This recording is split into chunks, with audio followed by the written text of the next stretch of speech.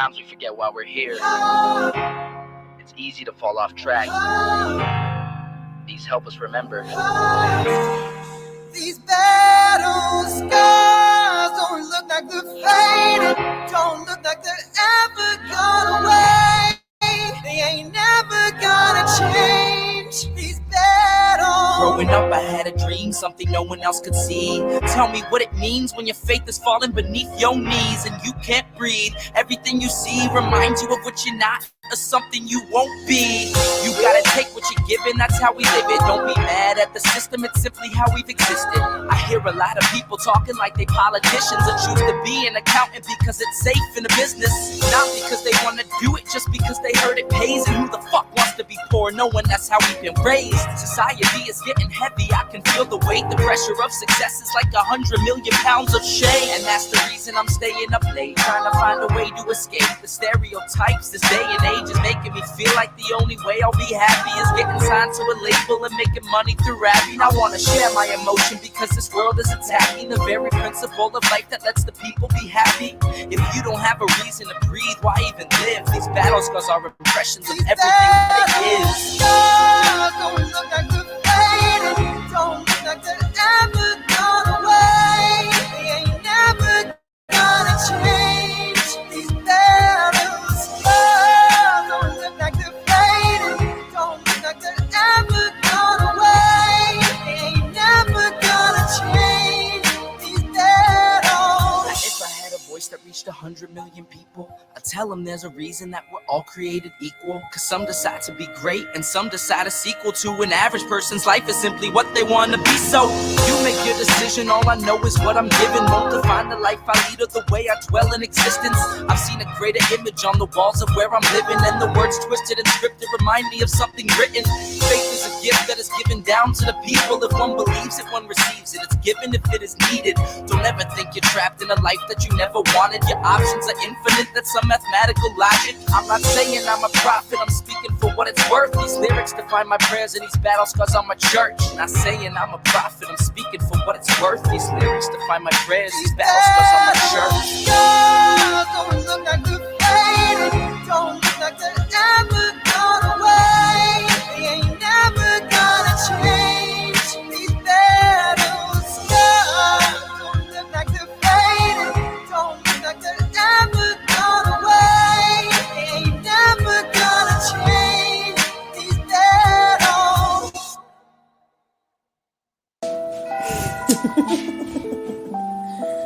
They don't talk about us, only when there's a crime.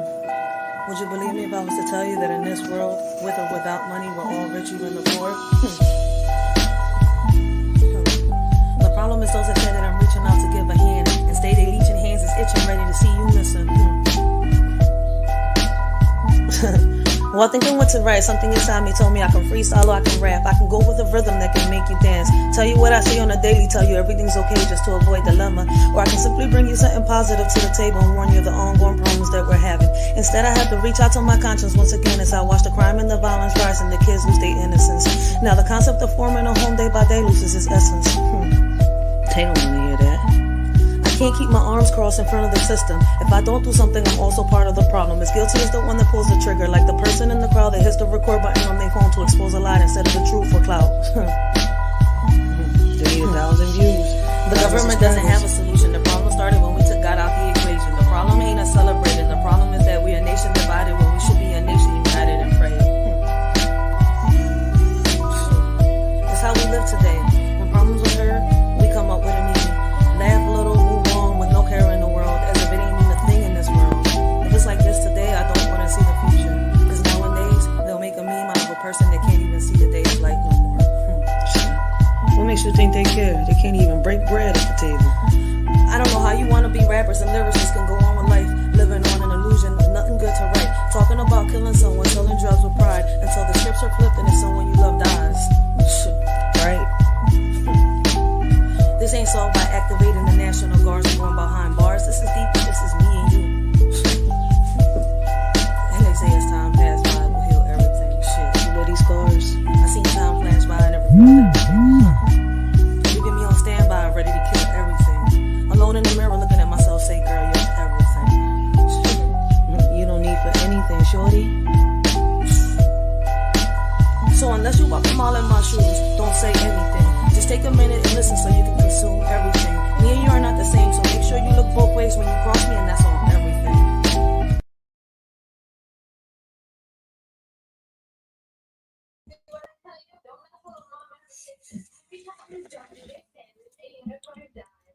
Hey, what up, everybody? I hope all of y'all is having a blessed and humble day. I hope all of y'all continue to have a blessed and humble night. Hey, I want to welcome all of y'all to the Writers for Life brings you the Let's Talk About It podcast. And y'all know when it comes to the podcast, we talk about it all. So listen, man, it's so many conversations. We've been talking about this for the longest, right? But there's so many conversations, with the people talking about, what's going on with our youth, how the government is messing up. Like, shout out to all those that are bringing awareness to how our kids are committing suicide. Those that are actually listening to the kids, those that are actually seeing that not all these kids are bad apples, that a lot of them are actually looking for a way out. And what's crazy is, right, a lot of people are starting to talk about what's happening around the communities and stuff like that. Um, One thing I could really say is that suicide is one of the biggest things that, our kids have been committing. Something that I've been talking about heavy. One, because I had a child that went through it. And listen, man, I had to work hard to try to help him. And even with me working hard, I had a lot of obstacles. And like in my situation, you would think I would have support from the people that they so called family. And I didn't, because for the simple fact, I didn't really meet my family until my mom passed away. My whole life has always been my mom, my siblings, and me. Like, and then my kids' side of the family, like, I don't really know them like that except for, their aunts and stuff like that. So other than that, you would really think, right? But no, the HIPAA laws around here has changed. Like, um, and I've had a lot of conversations with a lot of parents out here, right? And something that I can say is that, it's something that I hear a lot of people agree with, is that it starts with home. I've been saying that for the longest. A lot of parents expect for, the teachers to raise the kids, or these celebrities, or the TV, a phone, a tablet, the music. And it ain't the celebrities that should be raising our kids. Like, if anything, you should be your child's, the one that your child looks up to, the one your child respects, the one your child listens to. And as parents, I can sit here and tell you that none of us was born with a manual in our hand. Like, I used to think that we were the ones that were supposed to teach our kids. And as I grew up, as I got older, as I had kids of my own, I started realizing that I'm not the teacher. In reality, the kids are the teachers, and we are the students. We learn every day with our kids. We learn something new. We learn something not just about them, but about ourselves. We learn the stuff that they like. We learn new things about the world. Our kids get us to think. Our kids get us to wonder, look at a new perspective in life. Listen, man, I don't know about y'all, but that's the way a shorty feels. Like, our kids make us see the world a different way. Those that don't see it like that, I don't know. Listen, man. But our kids are going through a lot right now. Like, we're in Philadelphia, right? Not so long ago, I was talking with, a staff from one of the schools, right? And she was telling me how a lot of these kids, right, are coming to school and being disrespectful, doing this, doing that. And, I'm somebody that speaks against the teachers, right? And not all teachers. I'm talking about those teachers that are out here, right? And are doing everything they shouldn't be doing. Instead of, they should be teaching, but instead they're out here, and it's like their IQ level is lower than a dog's. I'm gonna say it like that. I'm sorry, I'm not trying to be, an itch about it, but at the end of the day, it is what it is. A lot of these teachers are working in these school fields, and I don't know for what. But listen, our kids are going through a lot of this depression, and a lot of people are not listening. They're giving they're giving, they're giving all the cheeks that they can give to turn, that they don't have to turn. Like, the depressions, the suicides, it's at a real high level. I'm in Philadelphia, and it's a lot of these young kids taking their lives. It's a lot of young kids taking lives, not just taking their own lives. We also got a lot of young kids out here taking lives. And you know what's crazy? We have a lot of irresponsible parents that want to sit here and pin the blame on other people. Like, instead of us being busy pointing fingers, yo, take accountability. You went wrong. You did something wrong. You made a mistake. Show your kids, talk to your kids. Me, I've always had this thing, like, and y'all will hear it throughout my videos. I talk to my kids. And as time goes by, the appropriate age, I'll tell them stuff. When they hear things out here in these streets and they come to me with questions, I have to, find a way to answer their questions in a way where I don't confuse them. As parents, we don't have a manual, and we're never going to have a manual, right? I ran across this lady here on YouTube. Her name is Miss Joe Thoughts, right?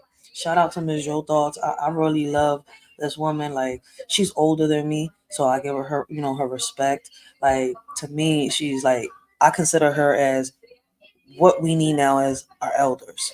She is right now what I seen in the elders when I was growing up.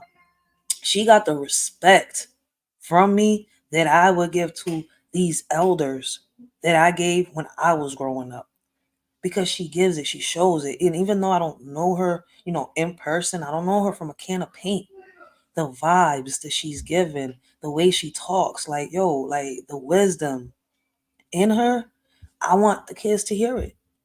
Same thing to another YouTuber called Miss Akimi. I want the kids to hear what they gotta say, because they got so much wisdom in them that it's not even a joke. Like, this is the stuff that they talk about is the stuff that I used to hear growing up. And these kids growing up now, they don't have that guidance at all. See, when I was growing up, I remember me being able to come outside and, do what I wanted to do. And I didn't have to get disrespected by the elders. But now, yo, all I see is a war between the elders and the youth. Like, and then I keep hearing everybody make excuses for it and then complain about it. So shout out to those people that are out here actually, giving out that wisdom, giving out that knowledge, talking to these kids. They know that there's a way to reach them. That people nowadays think that by screaming at them, yelling at them, you're going to reach a child. No, if you want to reach them, you're going to have to find a way to get to them. You see where I'm coming from? To them. Talk to them. Don't yell at them. Talk to them. Listen, man, and if you can't get through them, y'all already know what y'all got to do. And I'm not talking about beating. Like, yo, I've had to walk away from certain kids. Like, yo, I can't get through this kid. Like, this kid is really hard headed. And then that kid, a little down the road, figured out where he went wrong. Because we can't even put the pressure on them. Listen, man, with so much going on in the way that parents are, the way that a lot of parents are raising their kids, it's crazy out here. So shout out to Ms. Joe Thoughts. She did this live. I think it was 2 days ago. I can't remember, but I know that I had to be in and out, so I really had to catch the replay and then catch the whole live.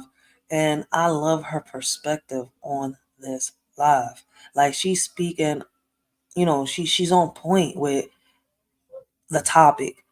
It starts at home, guys. Like, we can't keep expecting for these celebrities to raise our kids. I want y'all to hear what Ms. Joe Thoughts has to say about, our children and the upgrade. I'm playing a little bit of her video, right? And then, her link is on the description box, and I will be leaving her link as soon as I get a chance here on the chat box. But I want y'all to hear what Miss Joe Thoughts has to say, about the stuff that's going on. Her topic, her title says the children are watching. And I always tell y'all that, like, yo, these kids mimic. A lot of the stuff that these kids are doing is learned behavior. And a lot of parents get mad at me when I say this, but you got to take accountability. You have got to take accountability. And a lot of these parents ain't paying attention to their kids. Then you got the parents that are spoiling their kids to death. They don't tell them that they're right. They don't tell them that they're wrong. They don't really have, they're just spoiling them. Like, here, give this, get this. Like it's crazy. I could go about this in so many ways. Then you got the parents that are there in their kids' lives at all times by any means necessary. They're a detective, a nurse, a counselor, a therapist, whatever you want to call it. They're there. But I want y'all to hear what Ms. Jothals has to say because, like I told y'all, her perspective, like I love the way this woman talks, and I think that a lot of people should hear her message. So if y'all haven't checked her out, make sure y'all do. Shout out to Ms. Jothals. Um, y'all, let me tell you what prompted this live stream. Okay, so I had to take my brother, for his radiation treatment, his therapy, this morning, and he said, "Sis, turn the radio on.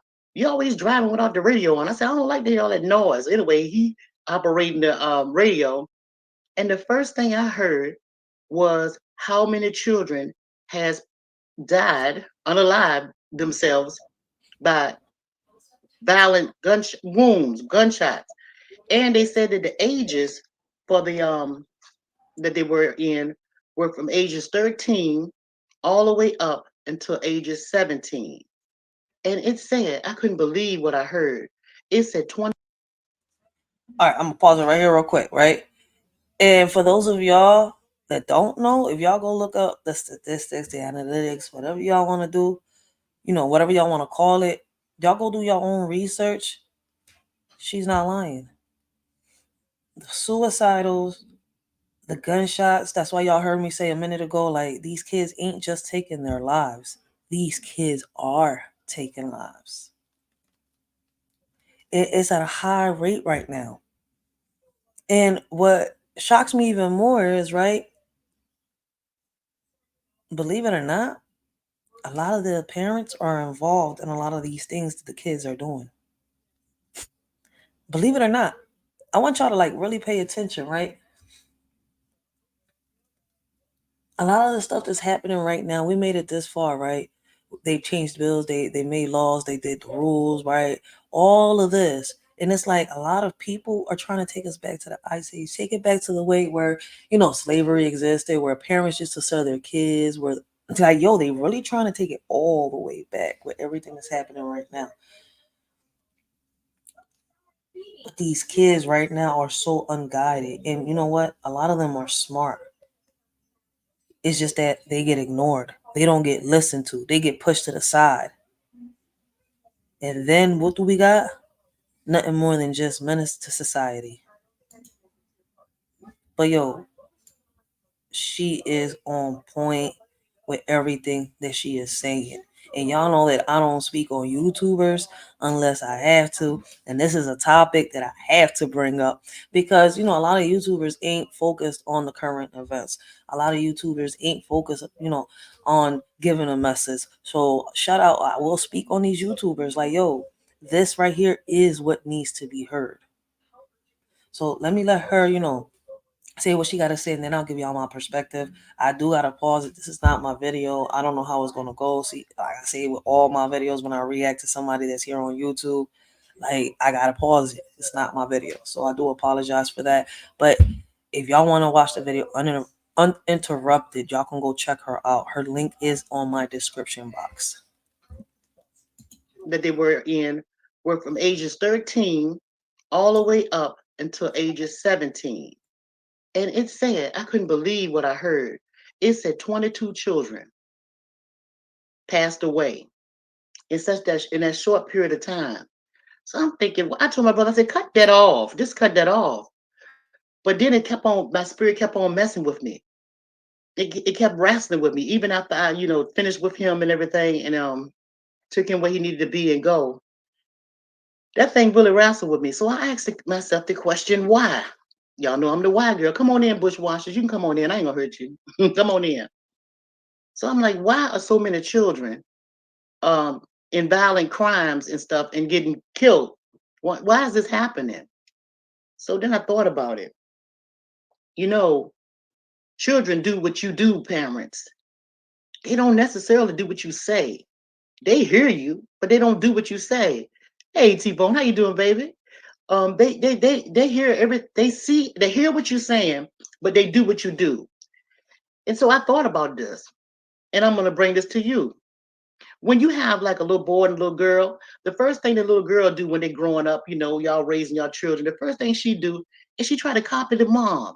She play house, and we give them the little toys and tools to do it with. We buy the little doll houses and stuff and the doll babies, the pots and pans. Back in my day, they had this thing called like a baking, you could bake stuff in a little fake oven and all that kind of stuff. And so the girls, what they do, they dress up like their moms, put on the clothes and all of this stuff. And then what the guys do, the little boys do. My brothers, they used to act like my dad. They used to like try to fix cars, act like they driving. And my father used to smoke cigarettes. I used to see my brothers even putting a cigarette in the side of their mouth, and they fix cars, and they was acting like they fixing the play cars. So these children really do what you do, not what you say, right? And then I thought about this too. In my childhood growing up, told y'all four of us, two boys, two girls. Well, my baby brother, he could imitate my daddy, and he already looked like him. But both of my brothers, have his characteristics and stuff. But my baby brother, what he used to do is when we used to get in trouble, hey Felicia, how you doing, baby? When we used to get in trouble, my father was a disciplinary person in the family. Mama got you straight too, but mama didn't do no whole lot of, yelling and all that. She'll throw a shoe at you or something, tell you don't know her way. But my father would really discipline. You get the pop, you get your hand pass with him. And I remember we got a little beating one time. I forgot, we done did so much stuff. But one of the beatings we had, we were all in the room after our daddy popped us, and we had to go to our rooms. And so we shared a room together in a great big house. And we in the bedroom, everybody all upset and crying, except for my oldest brother and my baby brother. Me and my little sister, we always, had our feelings hurt. But my baby brother used to pretend, and he could mock my daddy so well that you would really think it was my daddy speaking. He would get us to laugh, and even after we got punished by him, he would act out the beating that we got. Bring your ass here. He would do like my dad. Bring it. He would make us laugh at the beating that we had. That's how good he was at mocking my father, right?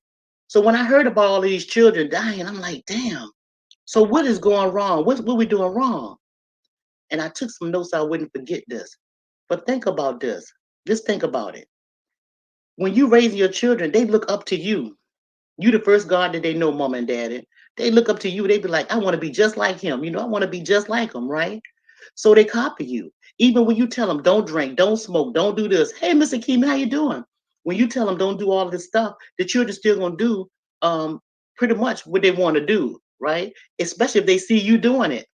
If they see you doing it, they're gonna do exactly what you're doing.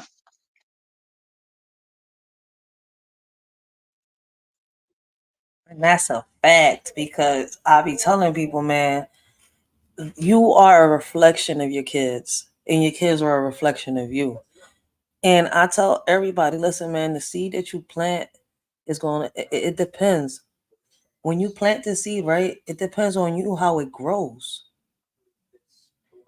The nurture you give this plant, this seed, the way you nurture the seed will depend on how this seed grows. If it will blossom or will it die. So, like, listen, man, as parents, we gotta sit here and analyze where we went wrong, admit where we went wrong, admit to your flaws. Like, yo, you made this mistake, you did this, your child did this. Yo, listen, fix it. Talk to your kids, let them know, like, educate them. Stop being so scared because a lot of parents are. And you know what's crazy, right? The way the HIPAA law is now, like right now in Philadelphia, they got these kids thinking that they could run the parents' household. But the problem is, right, it's the people that have been put into office. But we don't know who these people are. Because, like, in my opinion, like I tell people, y'all don't go vote for no mayor, senators, DAs, legislators, none of that. Y'all go vote for a president that sits here and says, yes, I agree to this, or no, I don't agree to this. They say it's we the people, but in reality, it's not.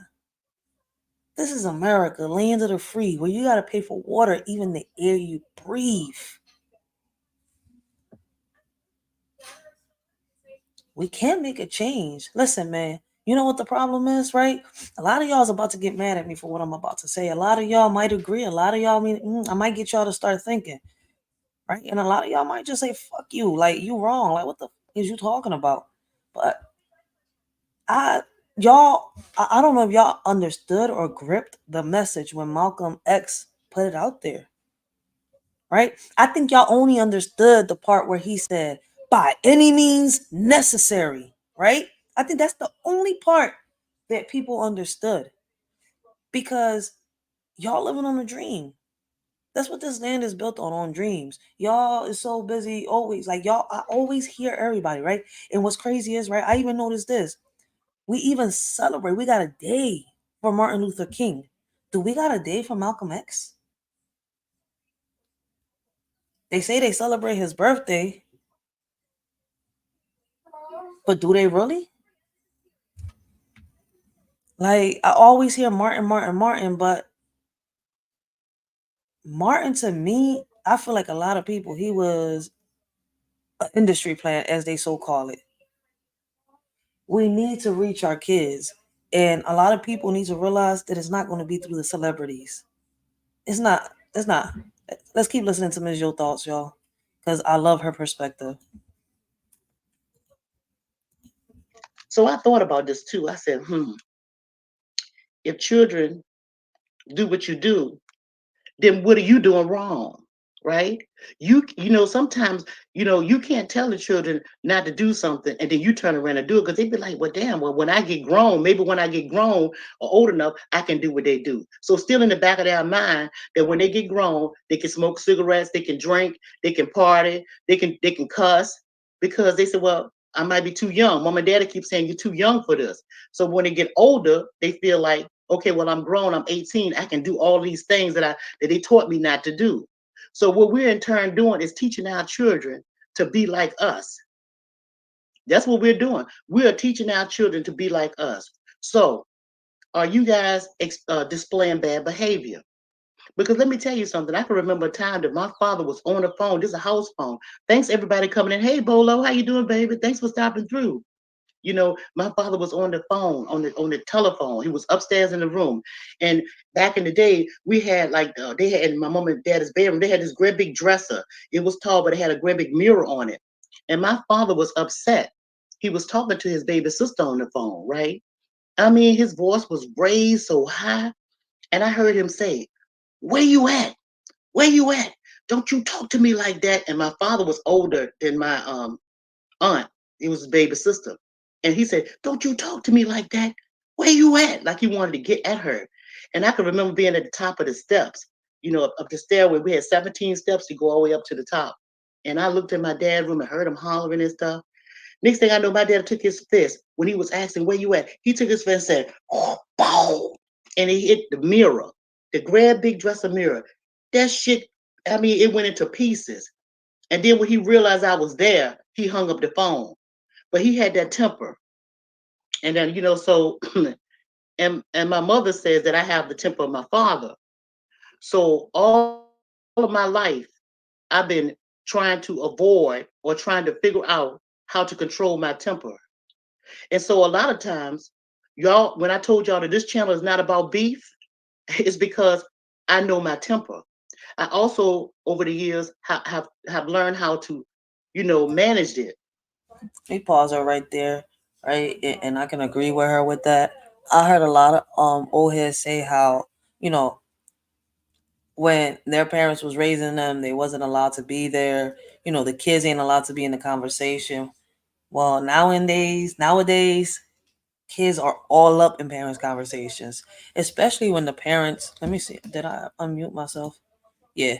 Nowadays, kids are all up in parents' conversations, especially when the parents are having fun on the weekends, when they chilling, when they smoking, drinking, having their fun. I've seen this shit, block after block after block. And I'm sitting here, I'm like, yo, like instead of partying, y'all should be doing something with your kids. Like, I would love for my daughter to, be able to have the opportunity to explore the world. I would love to go out there with her and do everything, but we could only do that in certain times.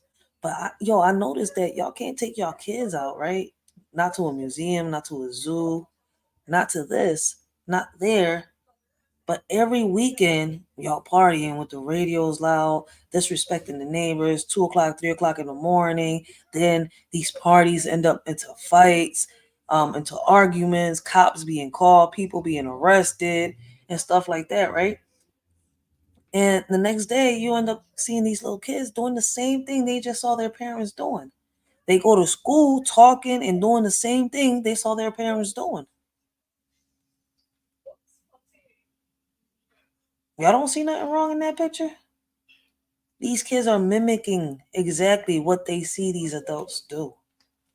The kids that are coming out here with the guns and, toying around, hustling, thinking they swear they know what they doing. No, they just seen somebody do it, and now they trying to do it because they think it's cool and they think they could do it, but in reality, they don't know what the hell they doing.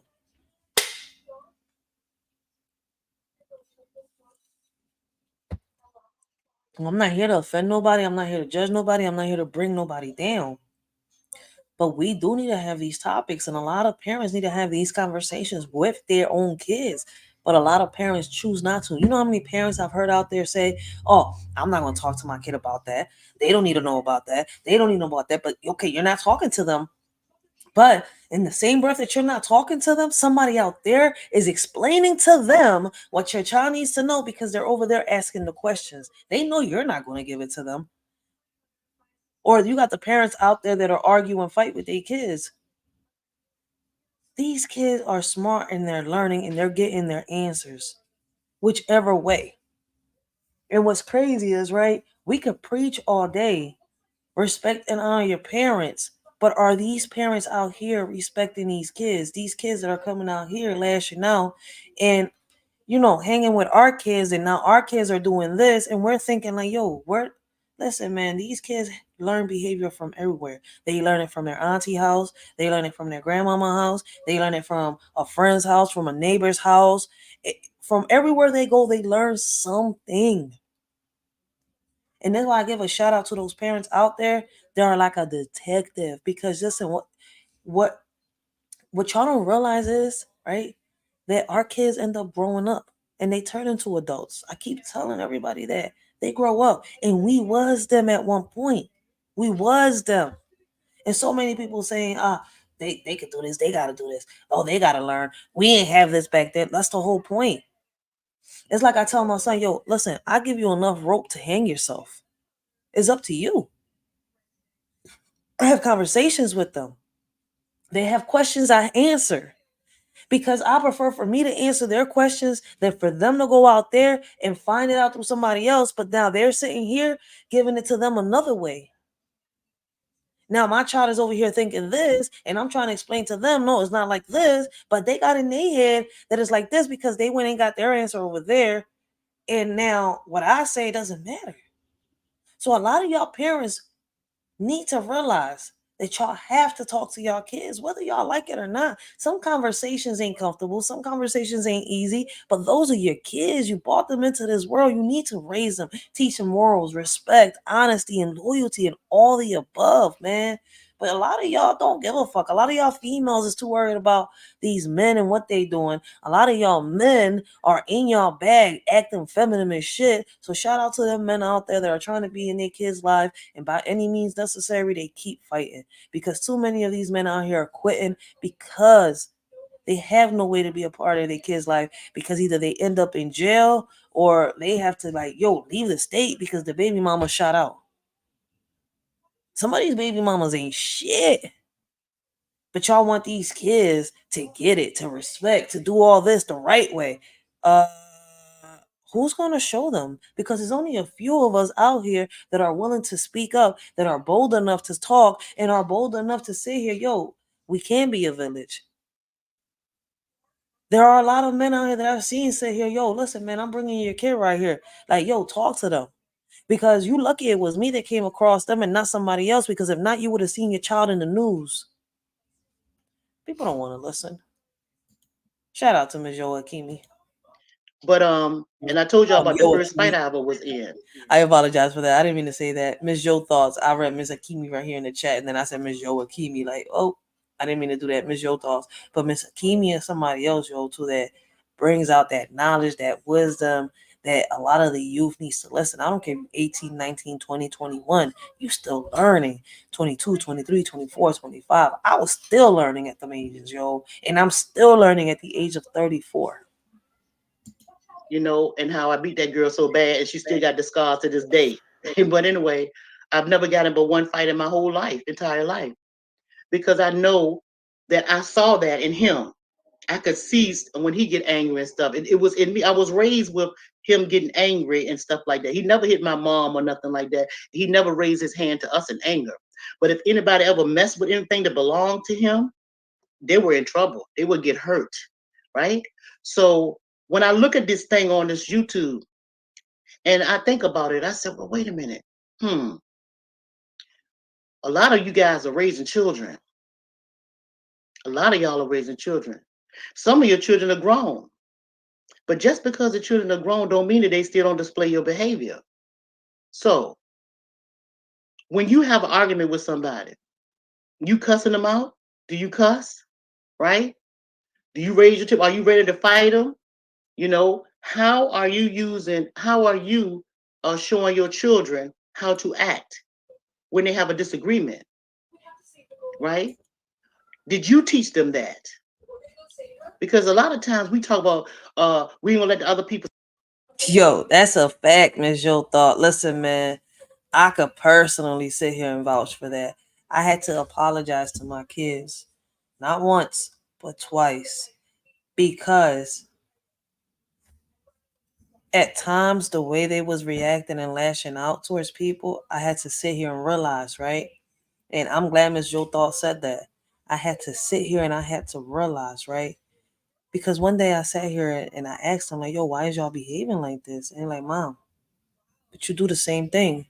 If you could do it, why can't I? And I sat down and I thought about it, like, I need to stop acting like this. I need to stop every time that I react. And it's crazy. My baby pops warned me about that a lot. He's like, yo, stop doing this. There's ways to do things. You ain't always got to react and start snapping and about ready to rumble somebody or curse somebody out. Like, come on, like, you better than this. Da, da, da, da, da. Shout out to my baby pop. Shout out to my fiance, yo. But it took for my kids to sit here and say, yo, you do it. Why can't we? And I'm saying, like, damn, I need to stop. And when I stopped, they stopped. Like, my youngest right now is trying his hardest to do everything the right way. Like, walk away from fights. He'll come, he'll talk to us, he'll get us. Like, he's really trying. So I give it, and I noticed that, yeah, it's learned behavior. But where did I get it from? Growing up, I've noticed that a lot of the women that I looked up to, right, reacted like that. And I'm sitting here, I'm like, this is just not me. And it's true. A lot of people saw me for me. They saw what I could be and who I could be. But at the moment, I couldn't see it. That's what I'm saying. Like, yo, we can learn a lot from the kids, but we don't pay attention. Shout out to Miss Your Thoughts, yo. But yeah, yo, we was them at one point. Y'all don't realize that. Society teach our children to do that. No, no, no. Society can't twist your children to do nothing if you've set that core right, because that inner core is going to tell them Facts. that just don't fit with who I am and what I believe and what I was Facts. raised like. So Facts. somewhere down the line, mama and daddy, they pick something up from you. Look at what you're doing in your life and look at the things that you told your children to do, not to do, and you do. I guarantee you, they got it from you. Because if you taught your children not to let your emotions get out of control and let nobody control your emotions, because then they'll control you, then when they get in an argument or disagreement with a stranger or a family member or something like that, it wouldn't phase Facts. them, right? Facts. It wouldn't phase them. And then if somebody said something triggered you and got you all mad, you wouldn't be doing drive-bys. Oh shit. You wouldn't be doing drive-bys. You wouldn't be doing none of that. And if you're doing these things, where did you get it from? Who told you or taught you that? Learn Where did you behavior. see that at? You understand? Yeah. So that's, let me say, hey everybody, I'm just talking to everybody. How y'all come on in? Yeah. So I mean, it's really bothering me because we put a whole lot of pressure on children to do the right thing. Like they're supposed to be the perfect little people when they grow up. But most of the time, when these little people grow up, they growing up not listening to what you said. but they seeing what you do and they're doing exactly what you're doing. They may be a little slick doing it, but they still doing. And that takes me back, remembering to a lot of the old heads when they was like, yo, do as I say. Don't do as I do. Because I'm in this place for a reason. And I'm giving you the advice that I'm giving you for a reason. Yo, a lot of these old heads was like, but I couldn't get the message back then. So it's kind of like, Ray, have the patience and get to them. Get to them. We have to What you get do. through them. So the next time your child or children are doing something to get in trouble or something like that, don't chastise them until you uh, think about that thing and ask yourself, did I do that? Have they ever Hmm. seen me cuss somebody out? Have they ever see me fighting when I had a disagreement? Have they ever seen me hit a mother or a father, fight? Have they ever heard me backbited, talking about family members and talking down on family members? Let's talk about that. Getting children in your business. A lot of you parents, y'all not realizing if you have a disagreement with somebody in the family and you're discussing it openly, where children had those little ears, old folks used to say, little piggy got big ears. They be playing with the cars or the trucks or the doll babies combing hair, and at the same time, intense listening to what you're saying, grown Mm-hmm. folk. Yeah. We used to We have to all get did out it. the room, but we still would go upstairs and listen down, get at the banisters and still hear some grown folk stuff. But if you think about it, and you act when you talk about these people like family members and stuff like that. That's a fact. I'm about to let her talk in 1 second. But she is speaking facts, facts, facts. How many people haven't I been around, right? And they get mad at me when I say it, but I'm like, yo, stop arguing in front of them. Because everything you're doing and everything they're saying, they're soaking it in. And what's crazy, right? I've had a lot of baby moms, you hear me? I've had a lot of moms out there, right? That I've sat here and I say, yo, stop talking bad about the dad in front of your child, because she's gonna get older and one day she's gonna see for herself how things really are. And you're gonna sit here and wonder why your child is mad at you or why your child is getting rebellious against you. And it's because, you know, you was talking shit about her dad, but because you was mad at them. It wasn't that you were speaking facts, but now this child grew up hating somebody that they shouldn't have hated, or didn't even know their dad, but you're already talking about their dad. When they come to see or meet their dad, it's not the way that you thought. No, listen, so many stories, so many ways. Like, yo, stop. Like, yo, a lot of people say too much in front of the kids, too much. Like, me before I used to be like that, and then I realized, like, yo, there's ways that we could do this, and now I'm starting to understand why the old heads were talking to me and saying the stuff that they were saying to me when I was younger. They would sit here and tell me stories, say this and say that. I just took it as a story, a fairy tale, but in reality, what they was doing was preparing me for the future, and I couldn't see that back then because it was like, I ain't going through that. What is that my problem? Like, why is you telling me this? Like, real shit. And as I got older, like maybe 16, 17, their sex stories, their sex lives and all that stuff to me was like, but these old heads got knowledge. Like, if you listen to these stories, yo, they got wisdom. Like, you gotta really listen. Like, I wish I would have really understood everything them old heads told me back then. They would have avoided a lot of shit now, but I get it. I get it. They were just giving me advice and I didn't know how to take it. When you talk about them little children, hear it, they form opinions, and they will feel the same way about that family member as you do because they know that you don't like them. And let's just examine why children do these things. Why do children do what their parents do? Again, it's because you're the core of what they know. You're the first interaction that they have with relationships. You teach them how to walk. You protect them. You teach them how to talk. You teach them how to act. So they feel the way that you're acting is the 100% perfect way to live this life. And they adapt all of your characteristics and everything that you have. You see? Let me see if I'm am I talking. Okay. Hey, Mr. Keeman, how y'all doing? Hey, Ricky, how you doing? I'm sorry, y'all. I'm just gonna acknowledge y'all. But y'all know when I get on the road, I have to keep on going. So this is something else I want to say about this. Okay, I was telling y'all of your bad example. What else I wanted to say? Oh yeah, when I was telling y'all about when you're talking about when y'all have a discussion or disagreement with one another, moms and dads or whoever raising the children, don't do it around the kids.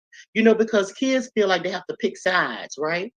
You force them to feel like they have to pick the side between the mama or the daddy, the who's right and who's wrong of it all. If you have a disagreement, and the children is not an earshot where the children can hear it, then they won't have to do all of it. They can still be innocent and just look at y'all in the way that they see y'all and loving both of y'all at the same way, just loving y'all.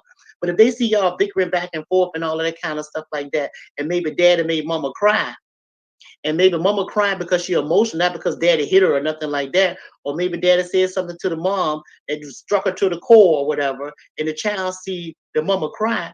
Well, guess whose side they're gonna take? They're gonna take mama's side because mama looked like the weakest one in this argument. On it, the optics of it make her look weak or hurt. And what did the children want to do?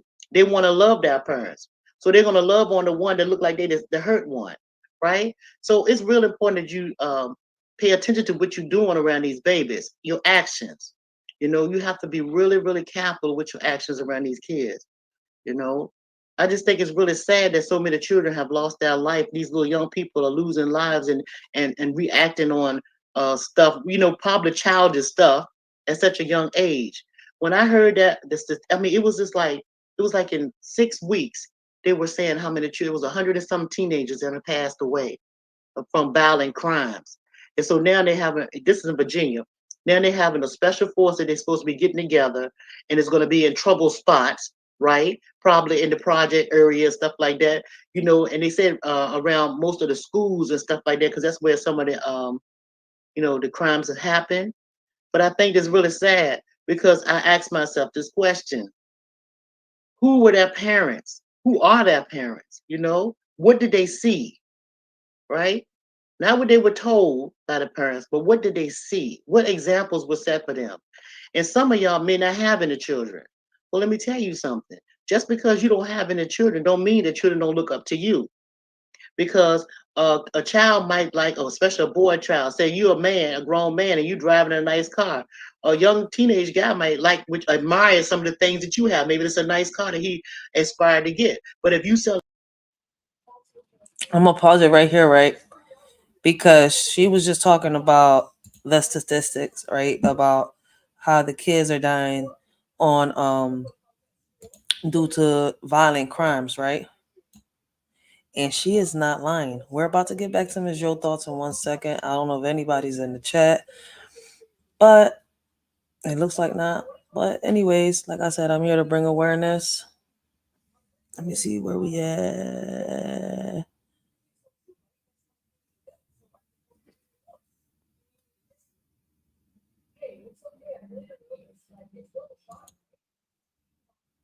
All right, so this right here,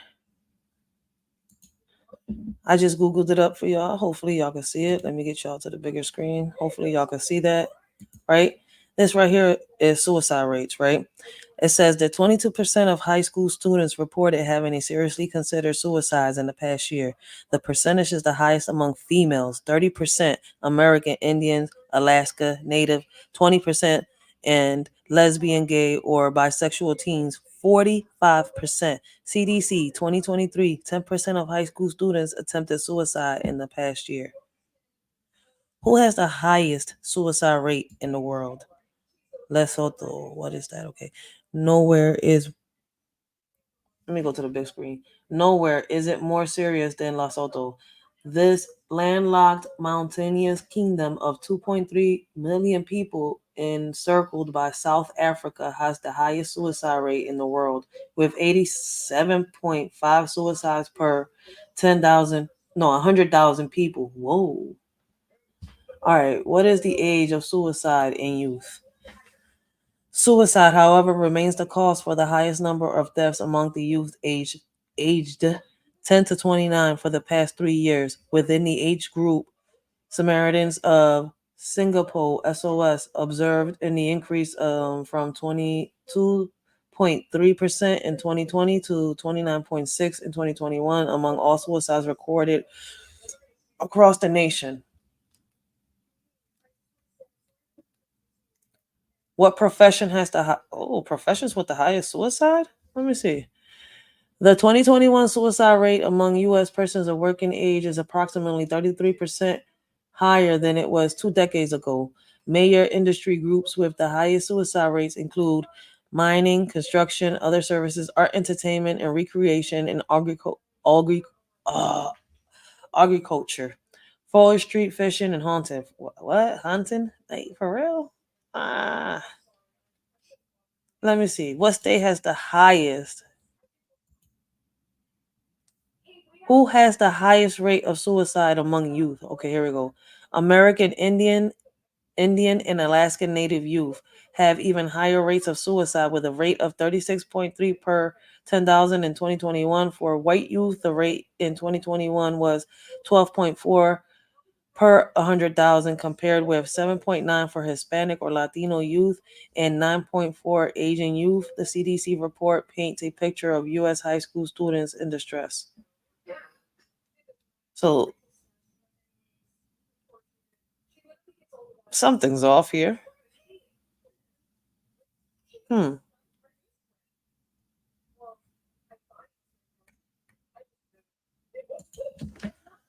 In the United States.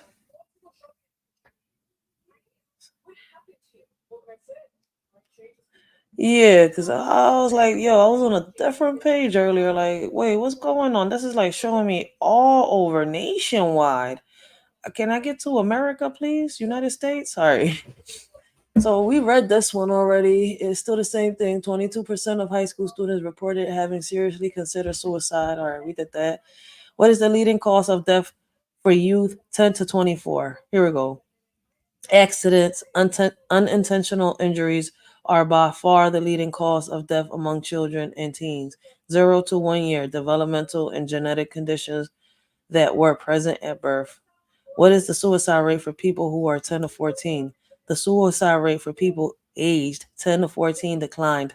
They say that it declined from 2001 through 2007 from wait, why? Okay, see that the statistics change here. We're supposed to be in 2024. Come on, stop playing with me. I know I'm not tripping. Is you giving me the suicide rate in 2030? Like, yo, this John tripping right now. Hold up. In 2030? Hold up. Y'all in the future with this, John? The mortality rate for females was predicted to decrease percentage change 29.5% from 18.3 per 100,000 in 2015 to 12.9 per 100,000 in 2030, almost twice as fast as for male percentage change. 15.6% from 40.1 per 100,000 in 2015 to 33.8 per 100,000 in 2030. So they predicting the future, yo. How in the world is y'all predicting the future? I'm not sure. Yo, y'all is crazy. Y'all, these mother heifers here is really predicting the future right now. What? Let me see. Yo, I swear to God, I was reading this earlier because Ms. Yo Thoughts really had me thinking. And I went back to this because I did a video, a live on this like 3 years ago, showing people the suicide, the analytics, it's gone up. So I'm not sure why from earlier today to now, this John is saying decreasing, but hold on. Let's see if it's true. Has suicide rates been increasing? After a long, steady decline in national suicide rates, those numbers began steadily ticking up in the late 1990s and have generally risen ever since. That's why I was getting ready to say, I know I'm not tripping. With nearly 50,000 people in the U.S. taking their own lives in 2022, up 3% from the previous year. Yo,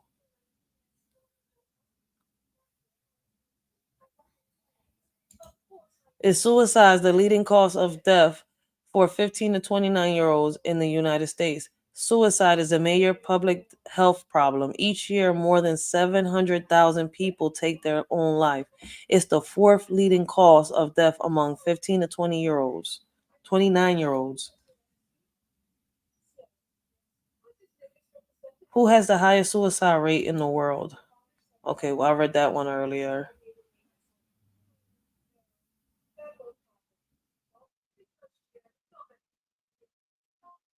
Let me see something. This is an interesting thing.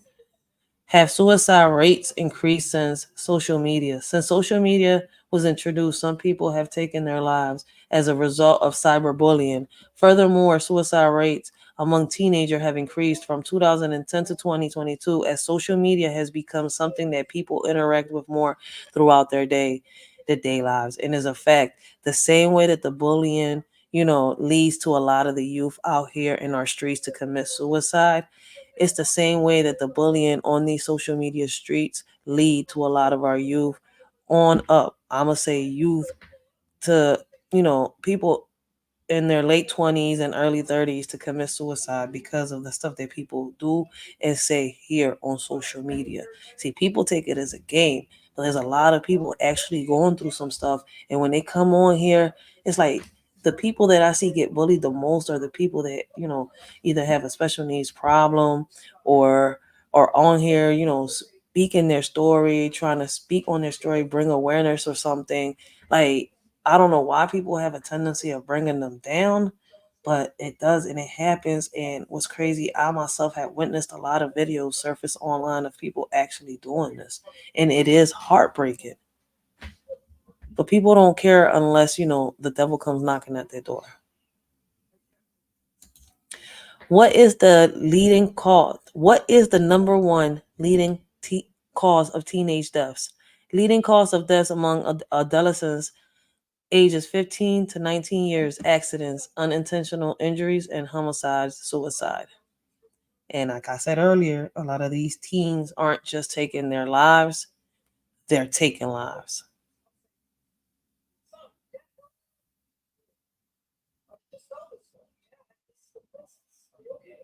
But y'all could Google this right here, right? And what I'm going to do is, right, I'm going to show you now. We're going to show y'all, let me show y'all the screen. Share, share, share. The impact on gun violence. So I'm hoping y'all can see that, right? Good. It says the impact of gun violence on children and adolescents. And this article was published February 22nd, 2024. It says firearm injuries and deaths in the United States have increased in recent years and adversely affect many children and adolescents. Firearms now kill more children, adolescents. Well, firearms don't kill nobody because if you put it on the table, put it on the floor, it's not going to shoot itself. The person holding the weapon actually is the one that causes the death because now you're pulling the trigger. But let's move on. Now kill more children and adolescents than any other cause, surpassing motor vehicle crashes. Additionally, the U.S. has by far the highest rate of child and teen firearm mortality compared to peer countries beyond deaths. There are many more youths who survive gunshot wounds or are otherwise exposed to gun violence. These exposures can lead to negative behavioral health outcomes among youth and their family members. The brief explo- the brief This brief explores the impacts of gun violence on children and adolescents ages 17 and below by answering the following key questions. How have firearms deaths changed in recent years among children and adolescents, and how do these deaths blah blah blah blah. Okay. Should I read it? Yeah, yeah, yeah. How have firearm deaths changed in recent years among children and adolescents, and how do these deaths vary by demographic characteristics? What is known about non-fatal firearm injury and gun exposure among children and adolescents? How does gun violence affect the mental health and well being of children and adolescents? What policies are in place to address youth exposure to gun violence? Now, it leads to say, how have firearm death changed in recent years among children and adolescents? Firearm related deaths have increased among children and adolescents since the pandemic began, with 7 children per day dying by firearm in 2022. From 2012 to 2022, nearly 19,700 children ages from 17 and younger died by firearm. During this period, firearm death rates gradually rose until 2017, then slowed through 2019 before sharply rising with the onset of the pandemic and holding steady in 2022. From 2019 to 2022, the firearm death rate among children and adolescents increased by 46%, from 2.4 to 3.5 per 100,000. This translates to 7 children per day dying by firearm in 2022. That is crazy. Recent increases in firearm deaths were driven by gun assaults, which accounted for 2 out of 3 firearm deaths among children and adolescents in 2022. Gun assault deaths among children and adolescents have increased over the past decade, resulting in 1,674 deaths. In 2022, leading up to the pandemic, gun assaults made up to about half of all child and adolescent firearm deaths. However, from 2019 to 2022, the share of these firearm deaths attributed to gun assaults grew from 54% to 66%. Among child, hold on one second, guys. Give me 1 second. Let me put on this real quick, and I'm gonna get right back to y'all. You got motherfuckers talking about that they want to make a change, they want to make a difference, but still stuck in the same phase. You got motherfuckers talking about that they want to chase a bag, but stay at home and nag. Then when you ask them what they need, they say less talking, more opinions, no prayers with division. You ask me, y'all need to focus more on revision, rely less on television. How you want a future you have no vision? This world is just like fiction. What we need is more talking, less opinions, more prayers with no division. Before you come up with a conclusion, giving people false illusions, pick up a book, do your research, learn your history before you end up in a ditch making history. Division and religion isn't working. The only way to show God our faith and love is through our actions. Our convictions is the only thing that really unite us. One God, one nation, different beliefs. There's words that can't fly with the wind. There's insults that are not violent. Meanwhile, while you're holding them, they're killing you on the inside. If I was to tell you that I didn't hurt, I would be lying. Would you believe me if I was to tell you that there's truths that lie, especially when they're telling you that they're indifferent? Getting shoved to the side because you're different. There's a hug out there someone didn't receive today. Probably because of what was said about them yesterday. Probably because of the way they was dressed today. Not realizing that the one that they hate could be the one that saves their day. But you know what? Thanks to them, it's another day in history where you get to flip the pages to your book and speak your story. And Lord, it's unholy. But you know what hurts the most? As I walk down the street and I see how easily we're divided.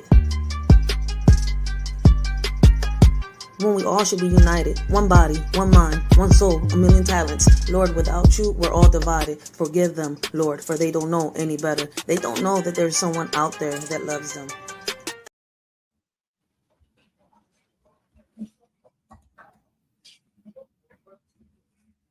Blessings, blessings, let's be blessings. How you doing? My bad. I had to go answer the door real quick. But yeah, the gun violence amongst the youth is rising. And like I said, they're not just taking their lives, they're taking lives. So let's get back on it real quick so we can get back to Ms. Your Thoughts, get a couple more minutes of it, and then y'all can go check her out for yourselves. Make sure y'all do, because yo, listen, man, she got great topics. Now, back on topic. Among child and adolescent firearm deaths in 2022, 27% were due to suicide and 5% were accidental. Suicides by firearm have increased over the past decade among children and adolescents, peaking in 2021 with 827 deaths before declining to 686 deaths in 2022. Despite this decline, firearm suicides made up to 27% of all child and adolescent firearm deaths. Further, 43% of total suicide deaths among children and adolescents in 2022 involved firearms. Accidental firearm deaths have shown little variance over the past decade and continue to account for roughly 5% of all child and adolescent firearm deaths. How do youth firearm deaths vary by demographic characteristics?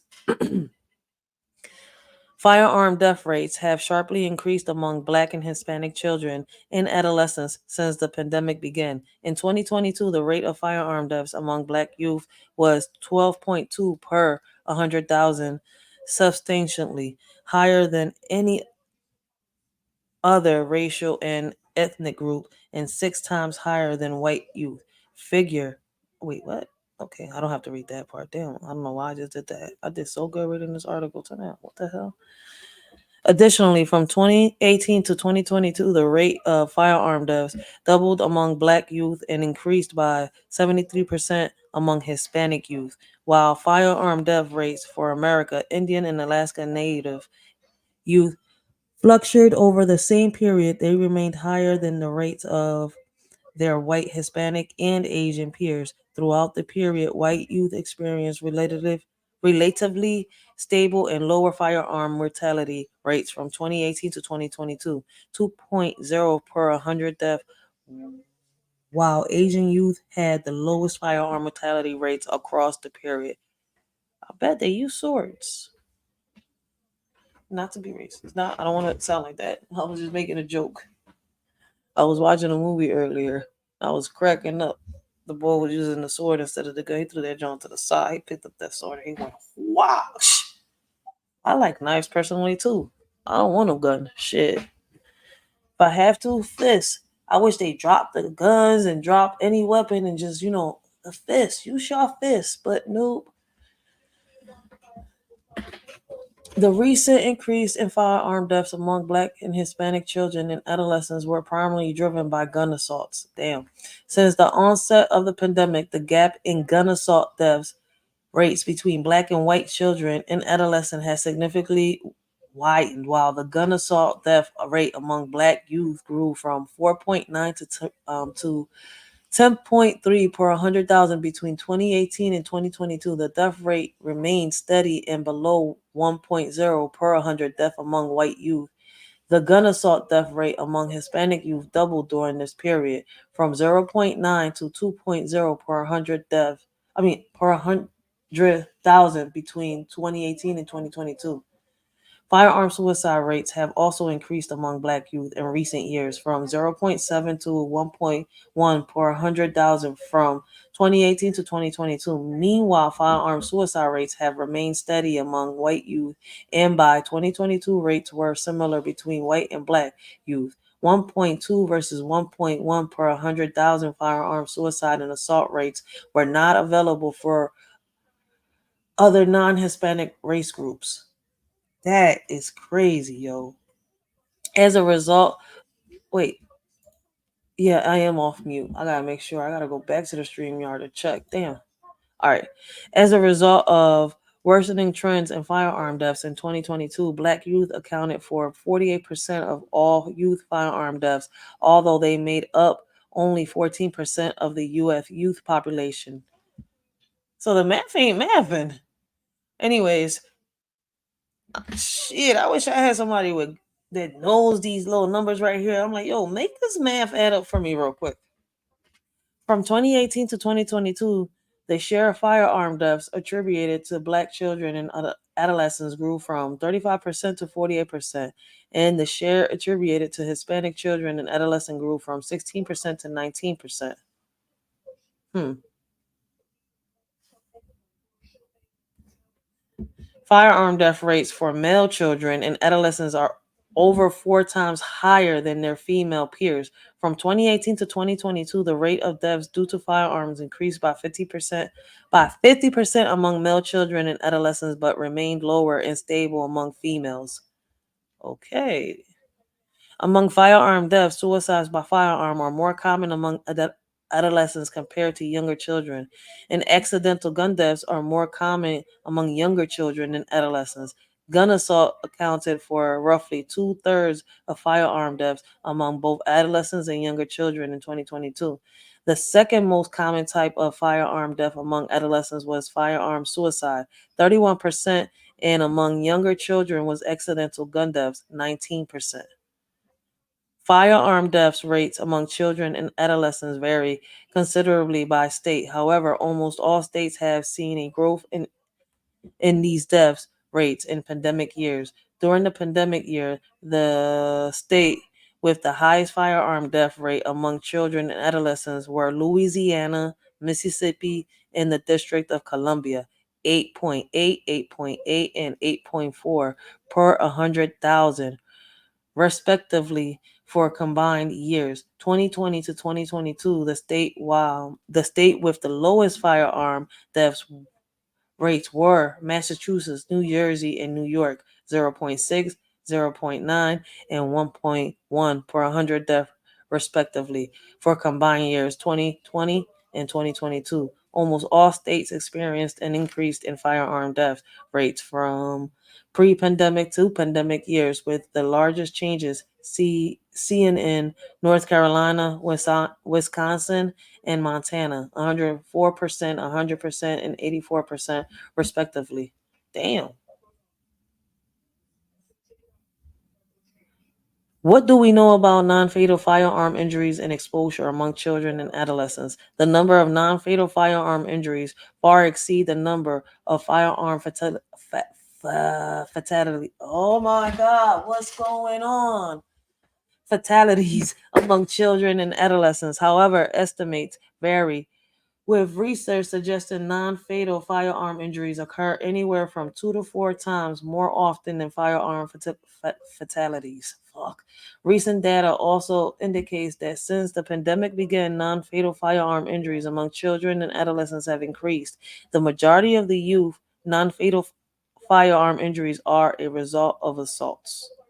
Many children and adolescents are exposed to gun violence, even if they are not directly injured.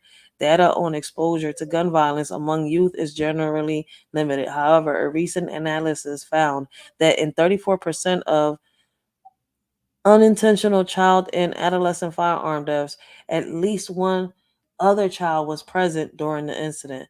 Prior data from the National Survey of Children's Exposure to Violence found that 8% of children and adolescents were exposed to a shooting in their lifetime, with a higher share, 13%, reported among adolescents aged 14 to 17. Further, in recent KFF poll, 17% of adults in the U.S. reported witnessing someone being injured by a gun.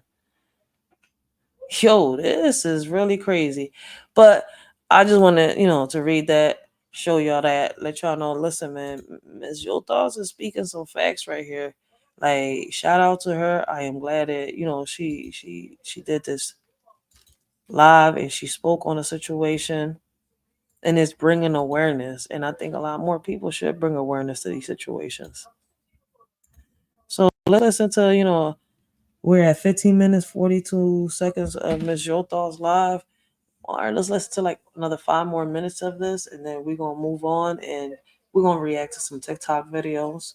We're going to have some TikTok videos. Some may make you laugh, some may make you think, some may make you say, like, yo, it's bullshit. You know, some may make you just question reality, but it depends. But let's finish listening to Ms. Joe Thoughts. Let's give it another 5 minutes. If y'all have not checked out Ms. Joe Thoughts, is this her channel right here? Oh, yep, I think it is. Make sure y'all do. Hold on.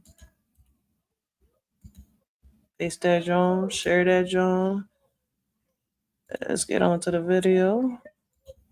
Come on, Mary Jane. Let's listen to Ms. Joe Thoughts. These are words of wisdom that need to be passed on. Selling drugs, and you driving in this nice car, and he know that's what you're doing, maybe he's going to aspire to do that. Especially if his home training is not solid. So you really have to be careful, even if you don't have any children, how you carry yourself, men and females, male and females, right? You can have goddaughters or godchildren, nieces or nephews. You can have all of that looking up to you. So I'm just, it's just messed with me this morning when I heard that. I think that there's a lot of stuff that can be prevented, you know. by not letting children see everything that you do and keeping them out of grown folks' business. And then, but I really want to come on here basically, and I'm not gonna stay on here long because I really wanted to come on here basically to tell you guys, stop telling children or guiding them and telling them the right thing to do, and you as parents or caregivers are doing the wrong thing and they're watching you do it, right? And then they take on those habits and it could cost them their life. So y'all really need to pay attention to that. And even on this thing right here, same thing. Because you may not think that your children are watching your YouTube page. You might say, well, I ain't gonna let them know about this, or think that you hiding it. But children are so smart, so wise, and even if they don't see it, they may have a friend or something that their parent don't care whether they're on this thing right here and get to see you, right, on here. And and you hollering and screaming at the top of your vocals and stuff like that, talking about meeting up with somebody and with somebody, a stranger and stuff like that, and fighting and killing and shooting and driving. Look, it ain't even worth all of that, right? Just know there's somebody else, somebody's watching other than Big Brother. The little brothers, your little sisters, they watching y'all. They really are. Okay, so I'm gonna hey Ricky, I'm gonna drop the link in case anybody want to say something. If y'all don't, it's cool. I just wanted to come on there because that disturbed my spirit, and I know that we can stop this. This is like a whole lot of unnecessary stuff that we be doing that the children are looking at and they're copying and mimicking us. I know y'all might hear a noise because I told you I had all the windows open and this fresh air out and all the fans blowing and stuff. Let me just drop it just in case y'all want to say something. But I'm a little bit irritated too because I think stuff. This is so senseless. It's like this, like it's a big problem, but it really is a problem that we can solve. If we just took care of our own and made sure we watched out for these babies and stop being so selfish and so self-centered. Okay, look, let me drop this real quick and see if y'all want to say something. And then if not, we can get up off here because like I said, I'm kind of irritated, and I'm irritated because I heard that.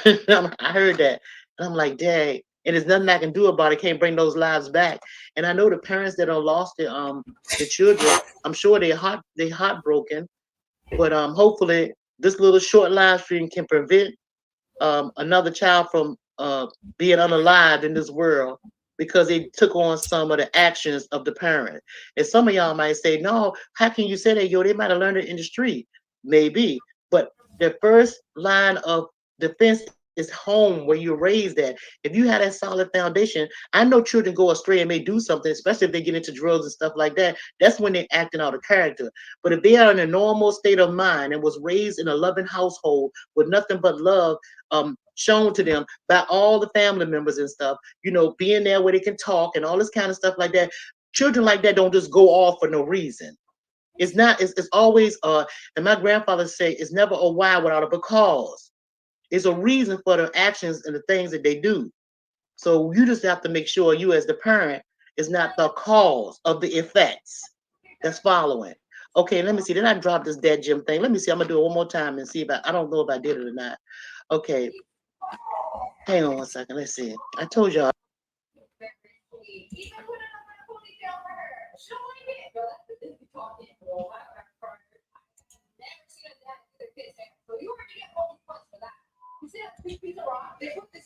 And that's a fact. Shout out to Miss Yo Thoughts. It starts from home. A lot of us don't get tired of saying that. A lot of parents need to stop depending on these celebrities. Celebrities ain't the ones that raise our kids on the right track.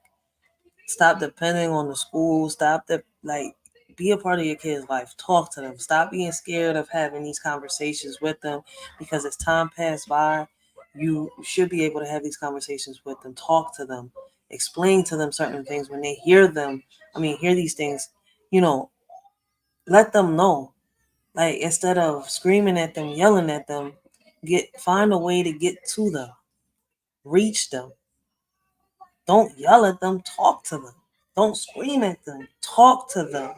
Find ways of helping your child prosper and not bring themselves down. I know a lot of kids is hard headed, but don't lose patience. Keep fighting and keep, trying to get to them because a lot of y'all is just giving up. And that's the problem. Y'all just giving up too fast. And y'all doing it way before they even start realizing what life really is about. But maybe I'm wrong. But if you gonna listen, when you throw these kids out into the if you throw these kids out to the wolves, guess what? Some of them are gonna come back leading the goddamn pack. Because if you throw me out to the wolves, which it has happened, I'm coming back leading that shit. Believe it or not. But that's what I wanted to show y'all when it comes to our youth. Like it's there where there's a will, there's a way. Like it's you know what it is that people are stuck on the Martin mentality when they should be sitting here like, yo, Malcolm traveled the damn world.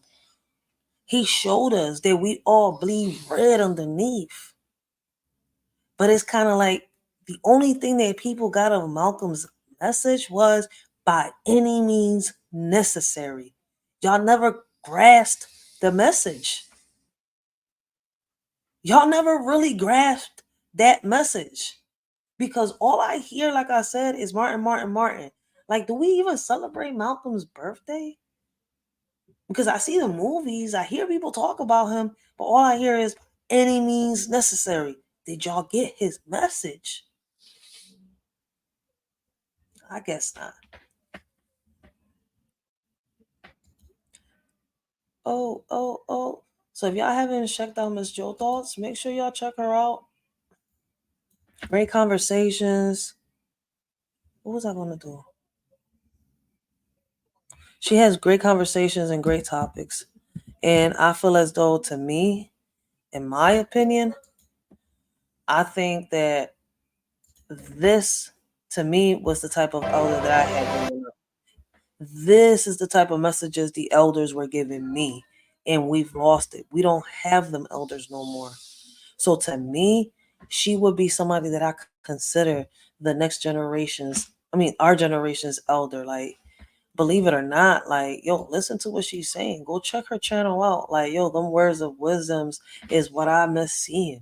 Like, I cannot sit here and say that I can give respect to these elders no more. And even though I don't know this lady from a can of paint, the vibes that she's given, the wisdom that she's given out there, the knowledge, yo, I respect it. And like, she's not out here cursing people out. She's out here earning her respect.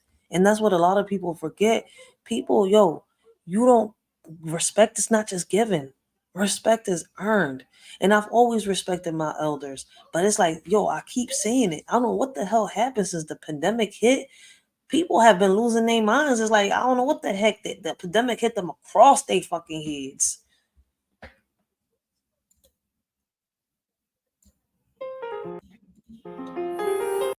Guys, give me 1 second. I'm gonna put this song on. Shout out to Ms. Yo Thoughts, yo. We gotta listen to these kids, yo. We have got to listen to these kids. Give me 1 second while I get this TikTok John settled because I want to make sure I don't go through the same thing I went earlier because I had everything set earlier, like but give me 1 second.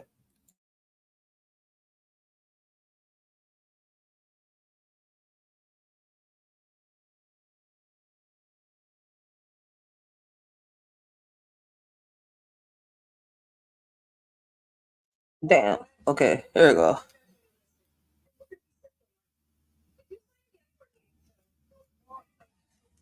Yeah, blessings, no drama, blessings, let's be.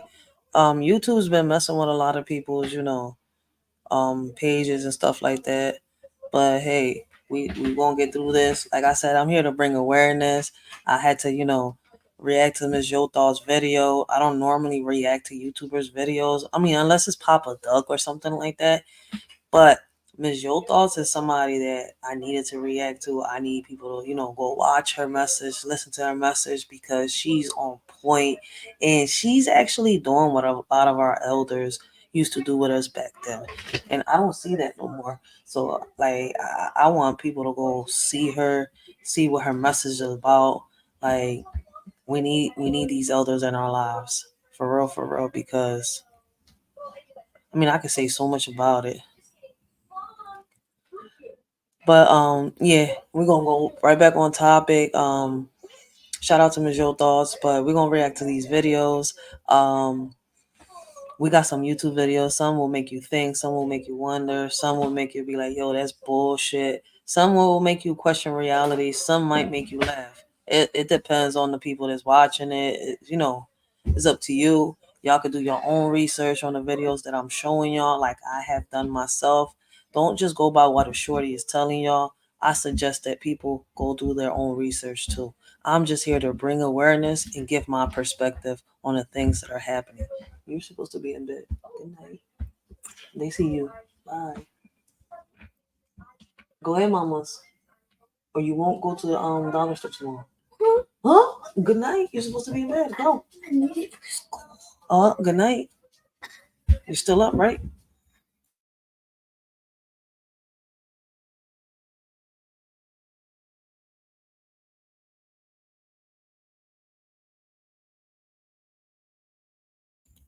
All right. I apologize for that. Here we go. Let's get this John started. All right. So let's just watch some videos. All right. All right. We got Judge Joe Brown here. Yo, Judge Joe Brown to me is a G. Like somebody uploaded this video, right? And I get where they're coming from because we're supposed to do our research. Like, yo, when it comes to the court system, right? And I've been doing my research. Somebody else here on TikTok also bought out some, like, yo, they really went out and did their research. Like, they backed up everything they were saying. And what's crazy is, like, I've been doing it myself. And it leads me to ask y'all this one question. Do y'all believe that the court system is a fraud? Do y'all believe that it's something that's real or something that was just made up? How do y'all feel about the court system? Do y'all believe it's something that we can fight? Like, give me your honest opinions. But let's listen to Judge Joe Brown. Somebody put on here, always question them because they only will do what you allow them to. Sorority is the way. What are you doing?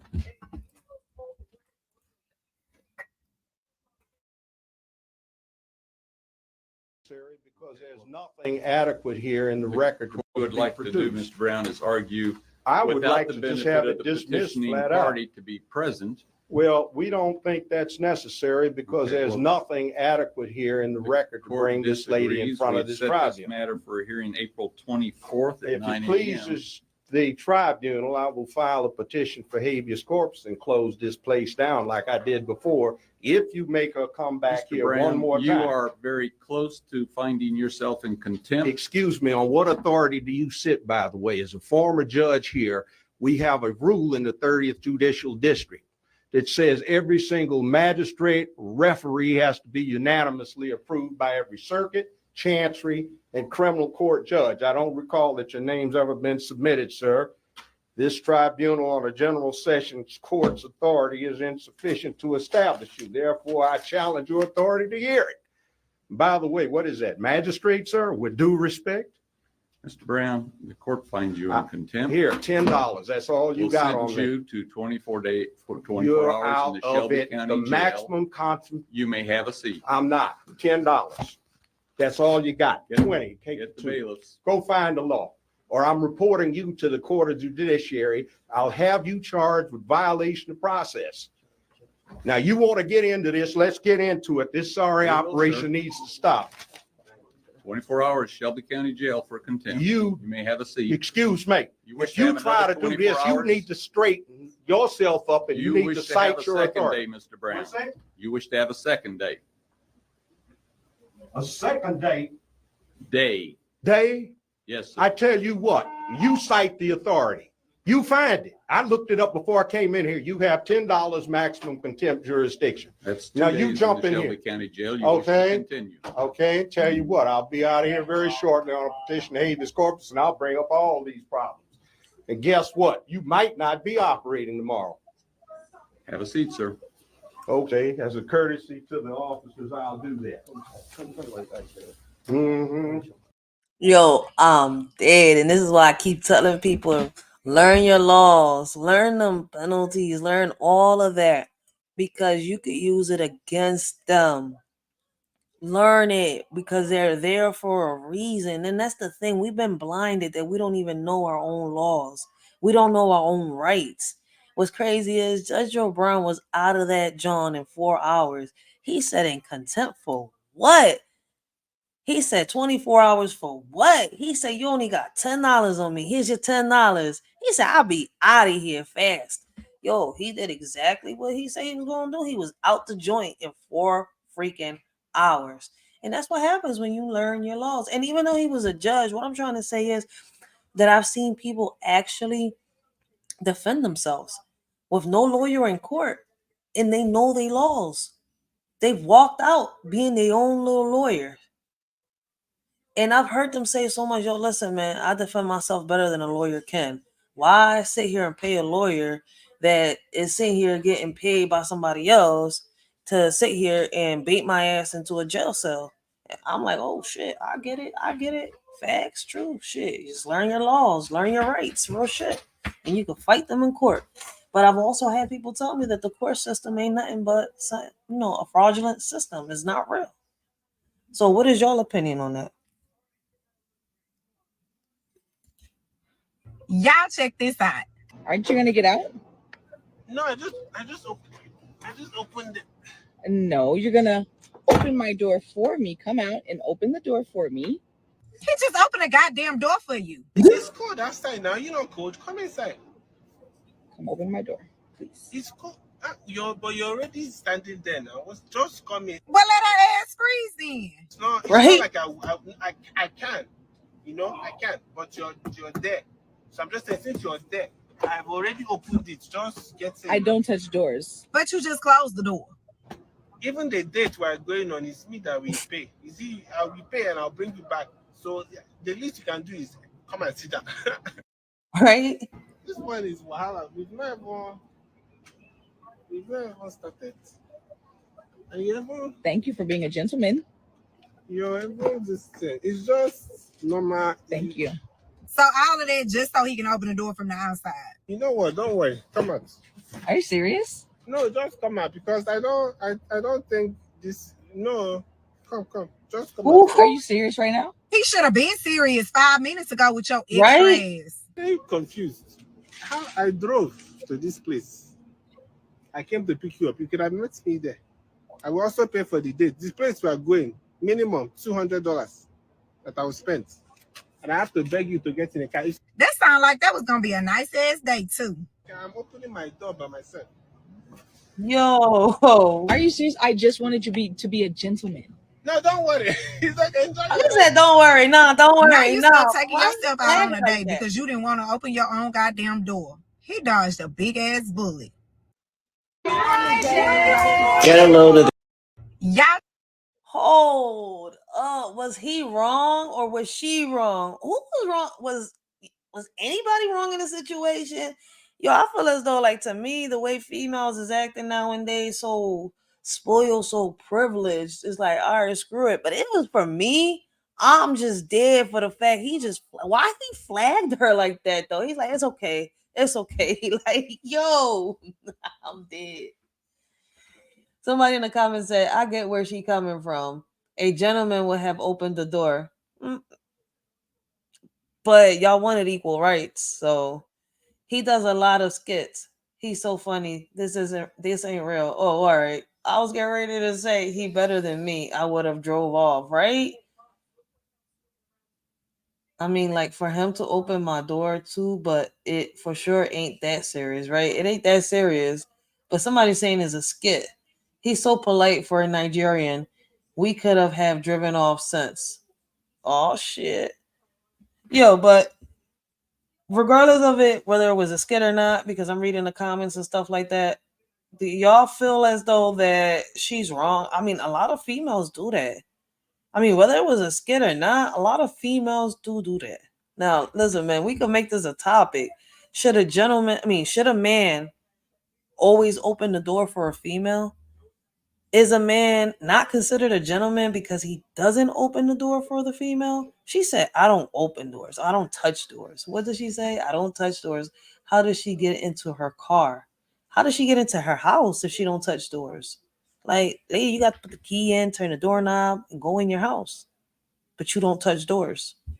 Whether it was a skit or not, yo, listen, man, I've seen bougie females do this, yo. Messed up, but they do it. Get a load of this. This be the bullshit I be talking about, y'all. Okay, happy Pride with kids.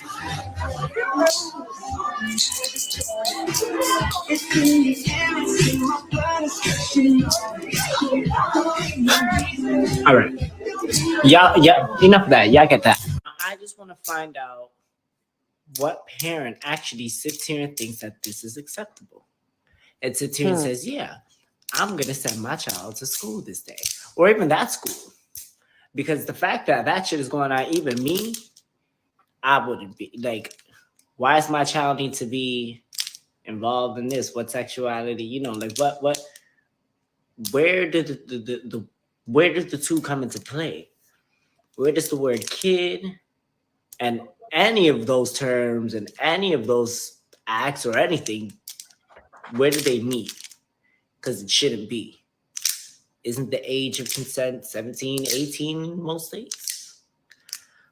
Absolutely insane to me. Y'all, I jumped on this train. And I could sit here and I agree with him. These are conversations and topics that are being brought up a lot. A lot of people get offended. But as y'all can see, he is somebody that, goes that way. And he does not agree with them doing the Pride Day in the schools. You even got Biden talking about that he's changing Easter to celebrate Pride Day. I mean, I don't know how many of y'all heard about it. Y'all skipped it, didn't hear the news, what happened, but it was all over the news. It was all over social media. It was everywhere. Like everybody was talking about it for a hot minute just a couple weeks ago. But you even got people that are actually, and they're saying that they don't agree with this. Listen, man, the reason why, and I'm gonna answer his question, the reason why nothing is being done because not enough parents are coming up to the schools. Not enough parents are fighting. And what's crazy is, right, I think on that video with Miss Joe Thoughts, I think Miss Akimi comes up. And right, and she talks about different things. But Miss Akimi's not the only one that's talked about these topics and these situations. Miss Joe Thoughts, right? Is other people also bringing up these topics and these situations because we're trying to find different ways. And there are people saying, "Oh, we can't do it because in reality, history is supposed to repeat itself. This is the way things are. This is how it is." But like I said, y'all going by a Martin dream. But whatever happened to the Malcolm dream? Right? No, let me rephrase that. Whatever happened to Malcolm? Martin was the one with the dream, right? Because damn, I sat here and I watched all of Malcolm's interviews, and now that I'm older, I'm saying, I'm like, yo, I understand everything. Like, I get the message. I really do get the message. And why isn't a lot of people getting that message? Like, we're still sitting here worrying about the color of our skin without realizing that underneath we all bleed red. We all sitting here fighting for a country, right? That at the end of the day, right? Water in the air is supposed to be free. But this is America, land of the free, where you got to pay for water, even the air you breathe. Since Biden became president, all this has been happening. And what's crazy is, right? I've heard so many people say we can boycott. I'm with all of them. But too many people are scared to lose their jobs. Too many people are scared to do this. But then all the immigrants that work here, right? All the truckers and all that get together not so long ago and they boycotted. They stopped working and everything. And guess what happened? They got them changes made.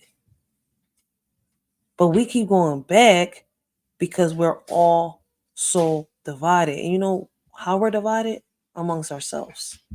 In reality, because we keep thinking it's the white versus the blacks or the white versus the Hispanics or no, in reality it's us, all the people of the color brown, no matter what shade you are, from the darkest brown to the lightest brown. We're fighting each other. It's too many brothers killing brothers, too many sisters hating on sisters. and too many parents killing their kids, too many kids killing their parents. But where is it happening? Right here in the urban community. In order to get anything, then we have to fix ourselves. We have to get order amongst ourselves. We have to start building. We have to start uniting. We have to start, listen, man, we have to create a village. That's the only way we're going to make it happen. But this is only in America. And I'm with him, though. These parents ain't coming up to these schools. They're not fighting. They're not arguing. They're not demanding that this shit stops. Because even if the ones amongst their own kind, right, are saying they're not with this, why is this shit still going on? Just not so long ago, I told y'all it's a war between, I'm sorry to say it, the gays and the gays, as y'all want to call them. Like, it's crazy as hell. Somebody on here said, I love your common sense. Kids in kindergarten were given a book called My Shadow is Purple and was read to them by the teacher. Yeah, y'all forgot about that, right? That teacher, she got a lot of heat for it. But what did they do? It stopped. These kids are standing up and are telling y'all they don't want to be a part of this. And they're being forced into this through our schools. So what is us parents going to do? When are we going to stand up? When are we going to talk? When are we going to speak up? When are we going to demand what it is that we need for our kids in our schools? These kids are speaking up, but the problem is they don't have the voice until they hit a certain age. But the adults, what are we doing? What are we focused on? Oh, wait, let me take it back. Let me take it back. Let me take it back. Let me take a step back.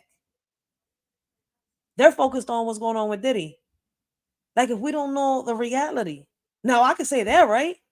The reality is that, yeah, Diddy was at one point was a victim, but he turned into a man and kept doing the stuff that, he was taught to do. He chose that path. He could have stopped, especially with whatever obstacles. He chose, he liked what he was doing. It's messed up to say it, but when people get messed up in that way, listen, when you're a victim and you get older, two paths you take as you're getting older, right? That shit could break you or that shit could make you.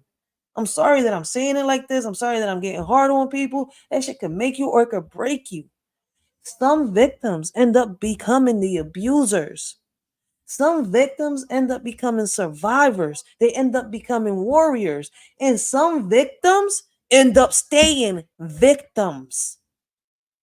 That's the harsh reality of it. That right there, I can say that's the reality of it. But people want to say, oh, well, the reality is that we can't make no change in the world. But wait, at one point, Malcolm traveled the world and he showed us that we can. Oh, the image of Martin took over. I have a dream. I'm sorry. Listen, man, I'm not here to offend nobody. And if I offend anybody, I apologize, but I don't apologize. For the simple fact that this is the reality.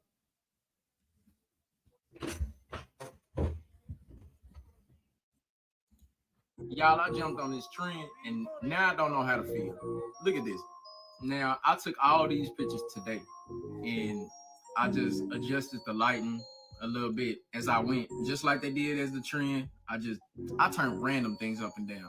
Now, up until this point, I was like, I don't know what I'm doing this for. But once I got to this point, I didn't even know what to think, y'all. I'm like, what in my camera would put a computer chip looking? Now, a lot of y'all may not be able to see this video, but this man took images. He took pictures. And it's something that I'm going to do. And I don't want to do it through my phone. I want to get a camera. So I'm going to order me a camera through Amazon again. And I'm going to start taking photography. Not through my phone. Fuck the cameras. I don't like the camera phones. I actually like the cameras. I'm real good at taking photography. And I'm going to start taking pictures myself of everything around me. Because what's crazy is this man actually captured a chip in the sun as he was taking pictures. How in the world do you see the image? Like, do they already, they already got that, what you call it, that simulation up? Like, yo, I've heard for a while and I've been asking questions like, yo, is we really living in a simulation? Did they get that, that motherboard, whatever you want to call it, that big ass chip to finally work? And, we on some type of Resident Evil, Matrix, Terminator type shit world? Like, hey, look, listen, man, we've been warring through the movies too, but people said, oh, it's just entertainment. No, there were messages there, but y'all just wanted to take the entertainment and turn it into reality. I mean, don't let that get over your heads.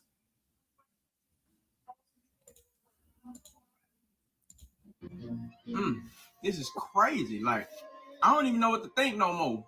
I've been out here sun gazing, and does this not remind y'all of the fake sun that China launched? Red light pattern. So I had to hop on this trend when I saw people adjusting the settings in their cameras, and they started seeing all these crazy things in the sky. And then I'm looking at this tree, and I'm like, okay, this is crazy. So the tree doesn't have it.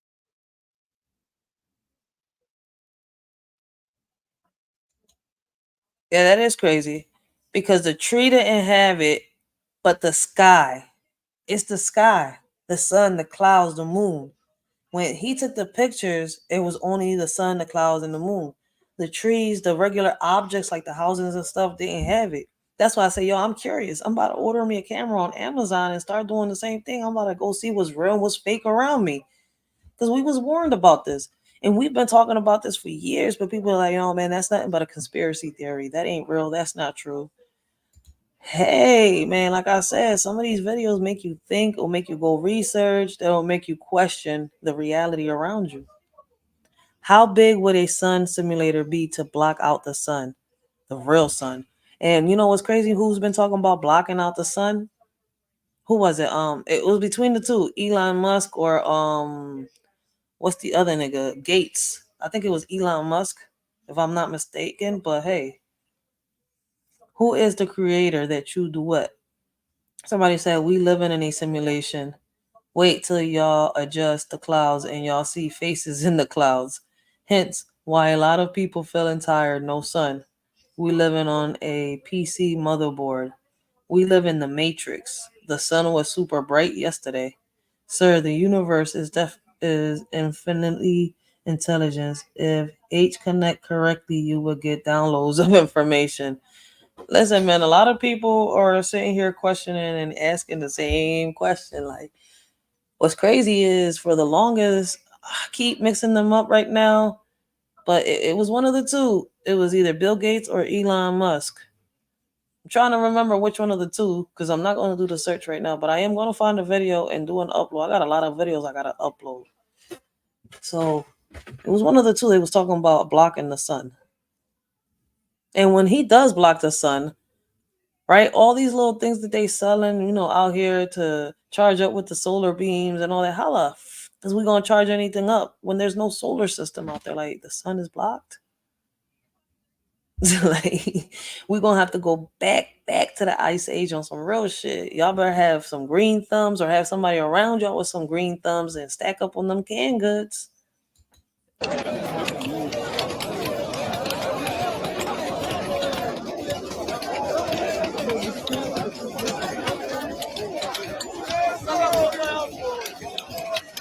All right, so this is something that they don't show us on the news, but it says 40,000. It says 40,000 child slaves in Congo are forced to work in cobalt mines so you can drive one of Joe Biden's electric cars.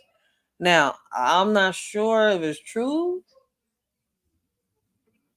but if 40,000 child slaves in Congo are forced to work in collab mines, whatever the name of that mine is, so that people could drive one of Joe Biden's electric car, that shit fucked up. Like, I see why they're running from other countries. I got a quick question for y'all. If a black man murdered and dismembered a young white girl, how many of y'all think y'all would know about it? Because the internet would plaster it everywhere.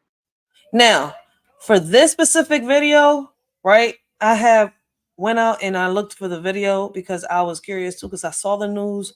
I think it was 2 or 3 weeks ago, right? But I have noticed that only a few YouTubers talked about it. Not a lot of people was talking about this case. You know why? Because the world is so focused on Diddy. Now, after she's done saying what she's saying, I'm going to show y'all the news clip.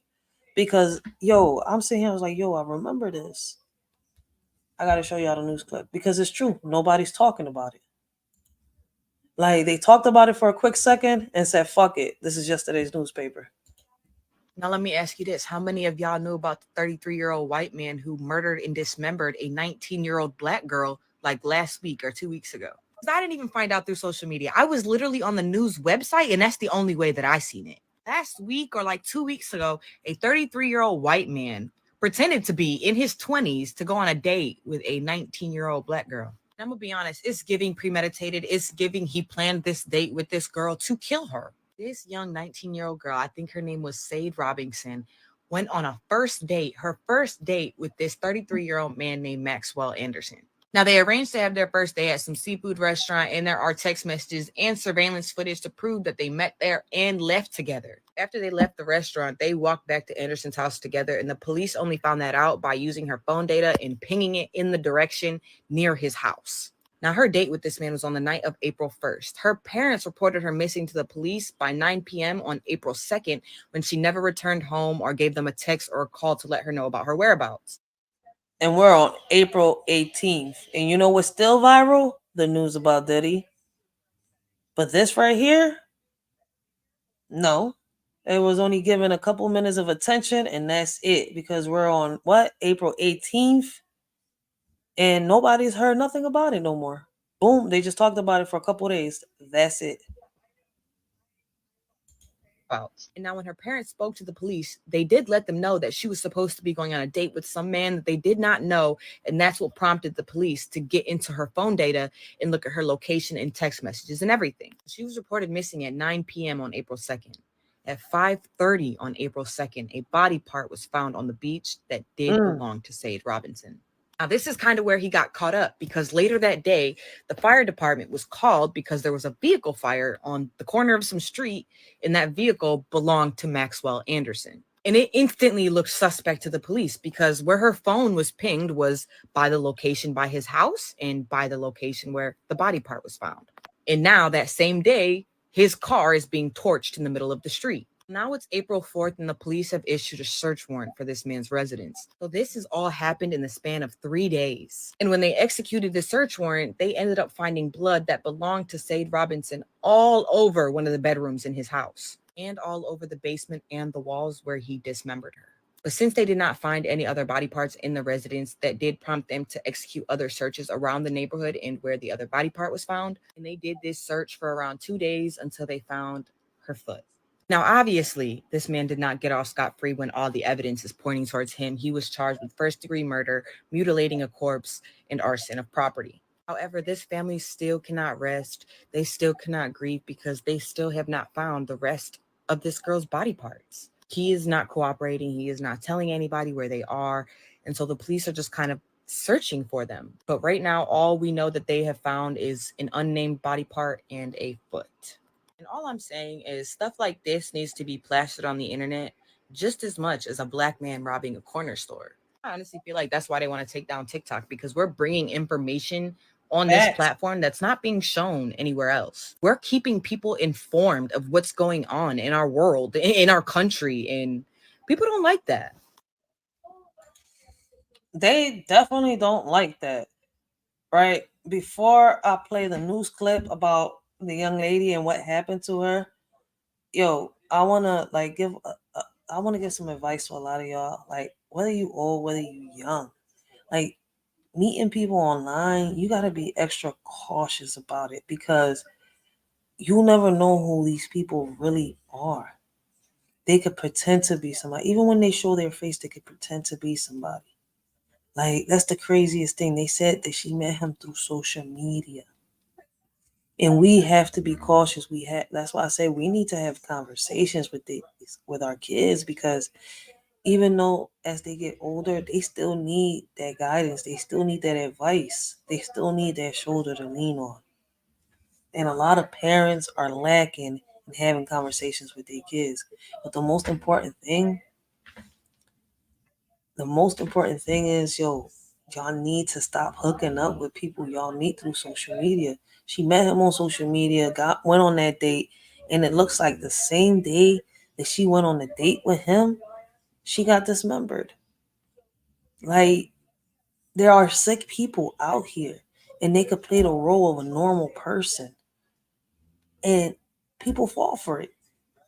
Like, I can't do the social media thing. I cannot sit here and date somebody through social media. Mm-mm. So real quick, I'm gonna get back to the TikTok. Let me show y'all the news clip.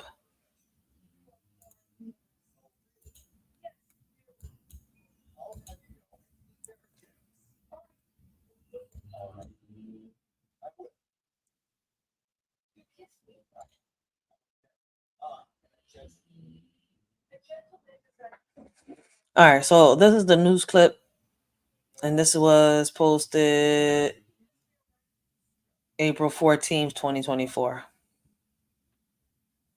The new search for remains in the killing of a 19-year-old Milwaukee woman.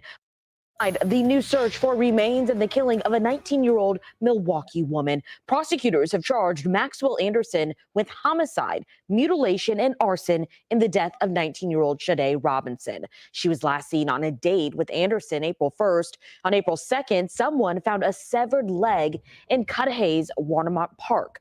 Prosecutors say DNA evidence shows that it is Robinson's. Remains found in other areas have not yet officially been linked to Robinson. As 12 News' Emily Polfall reports, Robinson's family and friends are looking for more volunteers in the search. Now we want y'all to look up the bluff and down on the ground. Y'all know what y'all looking for? Yes. Okay. I just want to warn you. Grit and determination through grief. Another day of searching for Shade Robinson's remains and searching for closure for her family. I think everybody's just overwhelmed. Tracking through water and mud, Robinson's cousin sits in Warnemont Park after searching all day, too exhausted to go on camera. It's just tiring because we're not getting anywhere. But our family needs peace and we need closure, so I don't want to stop. A group of about 20. They're searching places mentioned in the criminal complaint of Robinson's suspected killer, Maxwell Anderson, accused of scattering her body parts across Milwaukee County. The search party spent most of Saturday looking here in Warnemont Park. People we spoke to say they came out to help search to try to bring peace to Robinson's family. It was really hard terrain, and you kind of have to be a madman to do it well. This is Robinson's friend Josh. Like, I felt compelled to do that. I owed that to her. The pair met at Pizza Shuttle, where Robinson worked. She was gorgeous, and her smile could brighten anyone's day, and she just had that personality where she could cheer you up. The group is still learning how to organize a widespread search party, and they're doing it with little help. I've never been. Yo, his friend is helping look for the body parts. That's crazy. They were friends for a long time, and he would have never thought that his friend could sit here and dismember somebody like that. My condolences go out to her family. Like, yo, how in the world? Like, yo, may Shade Robinson have peace in paradise. Yo, my condolences really go out to her family. Like, this is social media for you. Like, these people out here, there's a lot of people out here, yo. You gotta watch it. There's a lot of predators. Like, his own friend didn't even think that he could do something like this. I'm part of a search or anything like this before. People want to get on the water because obviously she might be in the water and we don't have the resources. In Warnemont Park, Emily Pofall, WISN 12 News. They want to get on the water, but they can't get in because they don't have the resources. Yeah, because Biden is giving all that money out. So now, allegedly, United States, the state that prints out money can't print out more money.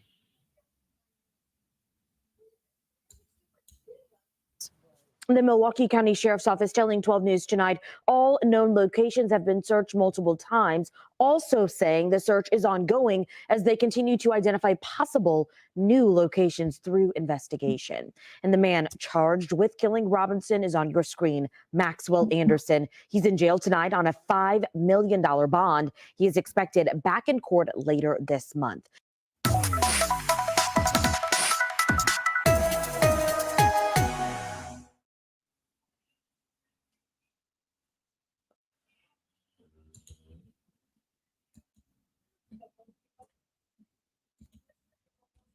Yo, that is crazy, man.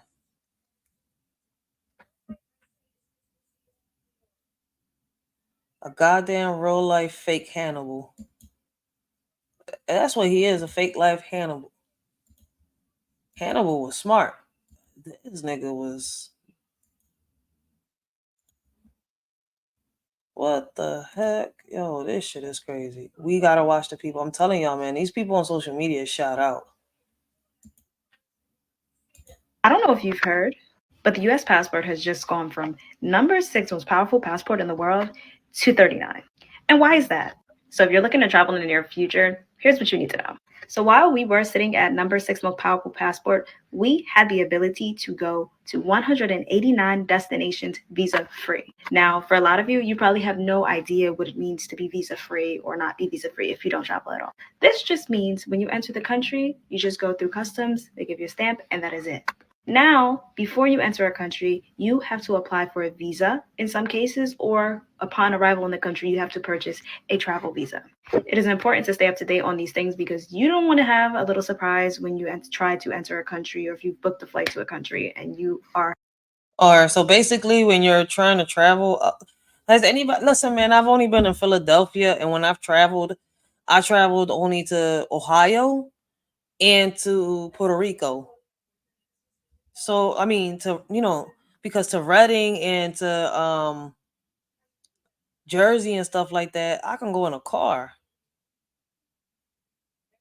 So like to travel anywhere out of the country, do you need a visa with your passport? I mean, has anybody traveled anywhere other than, something that's not in the United States? I've never traveled out, so I mean a visa. I mean, it makes kind of sense because you're a foreign in their country, right? You end up being like a foreign in their country, right? A foreigner, as they call it. Somebody said because Americans are tired of the BS here and we're leaving. Smart Americans stay in the US. Gee shit. What? Maybe Americans should ban going to these places. People weird. It makes sense though. Like we foreigners in their country.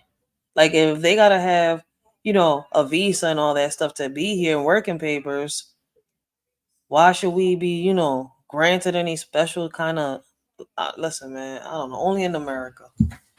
Visa less.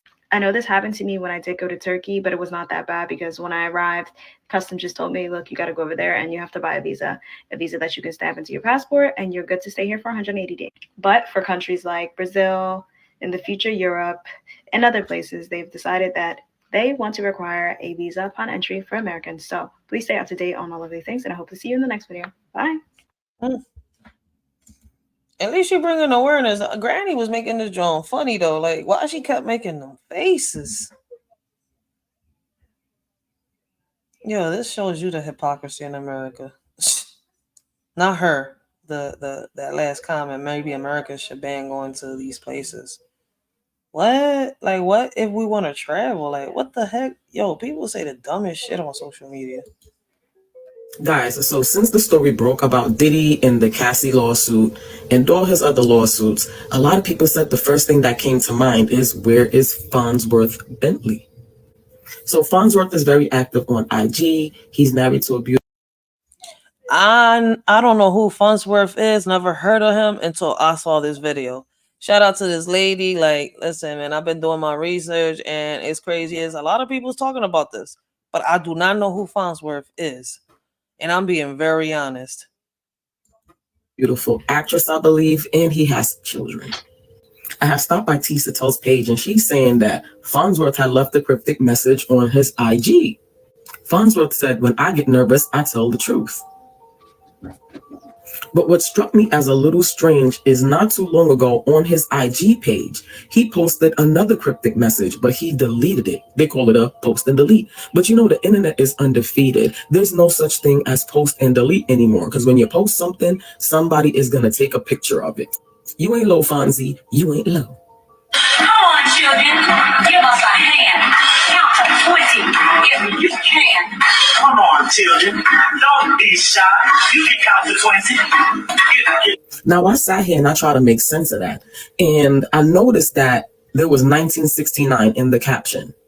Well, look who was born in 1969. P. Diddy.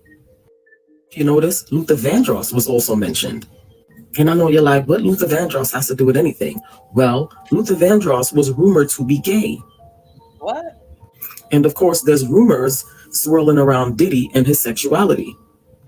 And then there's Sesame Street. And you're like, Sesame Street. Well, we know Sesame Street is a...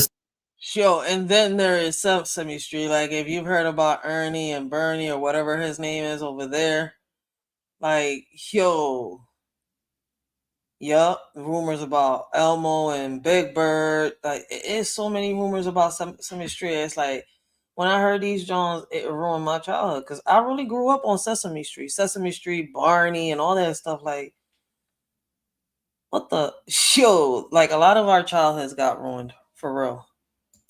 Associated with kids. So, you know, there's rumors allegedly that Diddy had dealings with underage young people. I'm just pointing out what I got from it. So what was Farnsworth really trying to say with his post and delete cryptic message? We all know Farnsworth saw a lot, participated possibly in a lot. What could he have on Diddy that got Diddy shaking in his boots? That's a good question. Let me see. Going Club Shay Shay, Farnsworth Bentley. I promise y'all, Farnsworth is like Laura Ann Gibson. They will never. Guys, so since the story broke about Diddy in the cast, They will never speak against Diddy. Them three are like siblings. Reaching. You could be the next Oprah Winfrey. OMG, I forgot about his umbrella holder. Luther and the non-physical, like how I get in it. I met Farnsworth and his family. He's very sweet.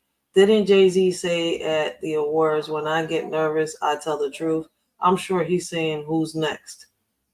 He's the first person I've thought of. Well, whoever he is, if anybody knows who he is, let us shorty know. I am going to do my research.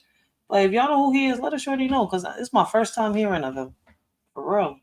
somebody is going to take a picture of it. You ain't low. Israel should be treated like any other country. But is it? Is the vetting process really the same for all countries? Let's pull back the curtain. Mr. Richardson, does the United States vet each unit of a country's military individually before they receive security assistance?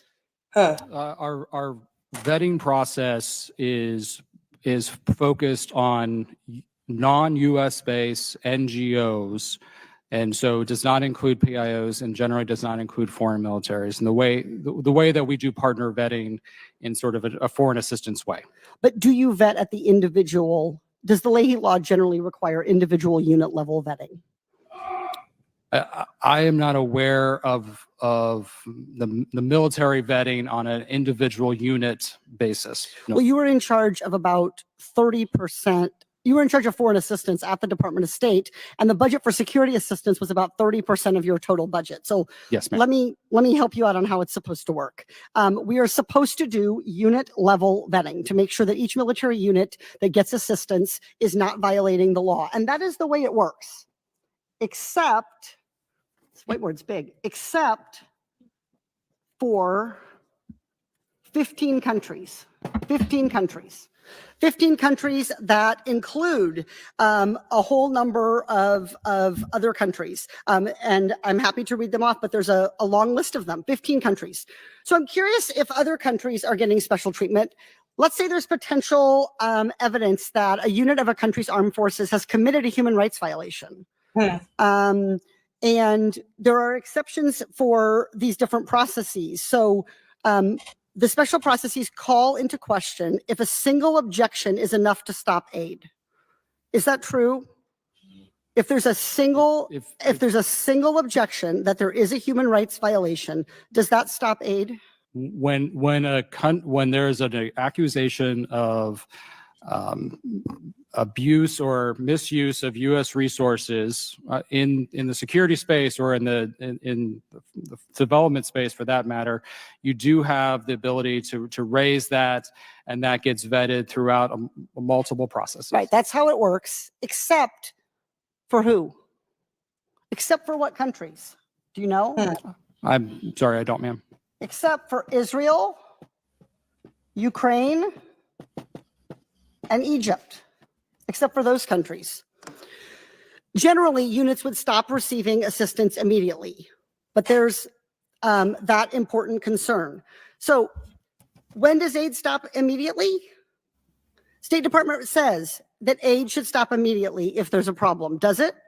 It totally depends on the circumstances and situation. Does it depend on the country that's getting the aid? It also depends on the country receiving the aid. Yes. So what country does aid not stop immediately under Leahy?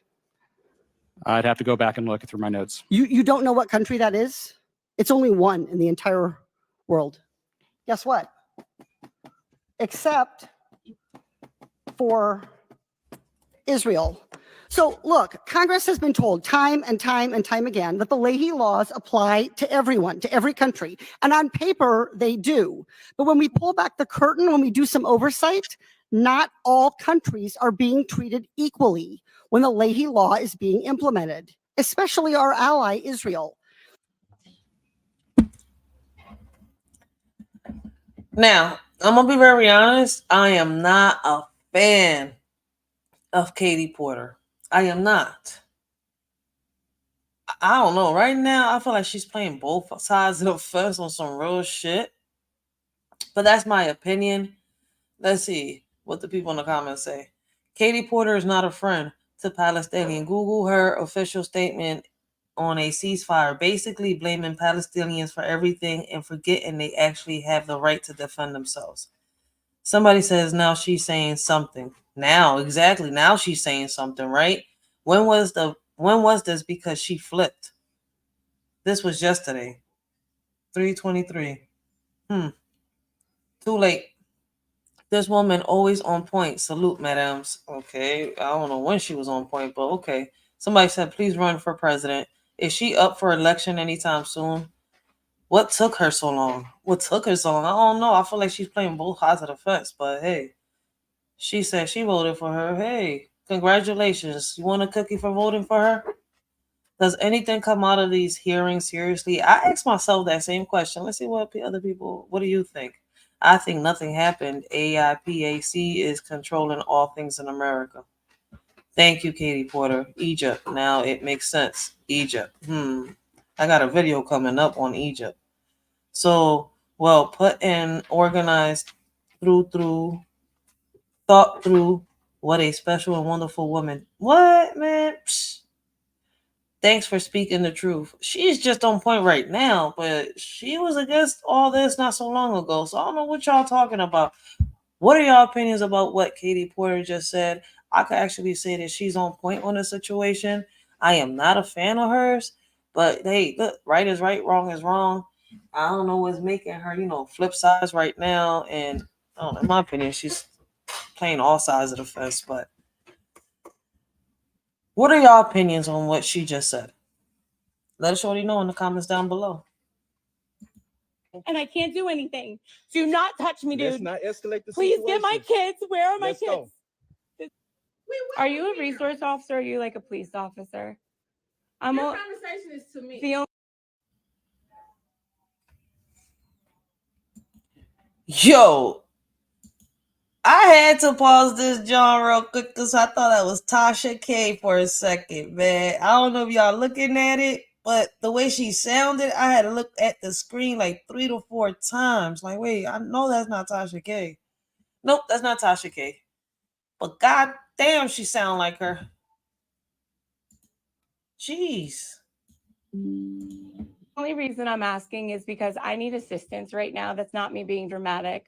My son a couple months ago had a $1,500. Can I please talk to you? No, it's that I'm not even allowed. This is great. Blessings, young Riaz. Blessings. How you doing? This is insane. You just told me I couldn't speak to a police officer. You go to Columbus Police Department. So why couldn't I speak to him? Because you're in my office. This jurisdiction is under me. Do you realize the level of like the throne that you think you're sitting on? No, you think that those three right there entitled me to make. Then do your job, and things wouldn't be stolen. Kids wouldn't be bullied, or by their race, or by how much money they have. If you want the truth, do your job.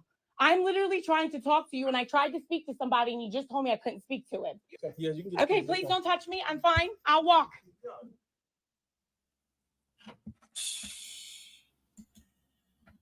Yo, I'm not mad at this parent. Yo, we need to start speaking up. This mom stood up. She spoke up to this principal or counselor, whoever that was. But like the topic of this video says, listen to your children. They have a lot to say if you just listen to them. And it's true. Like, if you listen to these kids, if you hear long enough, you can hear what it is that they want to say, want to do, what it is that they're trying to tell you. Sometimes they just can't get it right there and then. But if they notice that nobody's listening, yo, they're going to lash out. Somebody said, I would have talked to the officer anyway. She can't tell you who you can and can't talk to. Wow, the principal attitude is crazy. Is this principal named? Yo! Somebody said the same shit. Is the principal named Tasha K? That's Tasha K's sister. Yo, I'm dead right now because, yo, I'm not the only one. That's some crazy shit.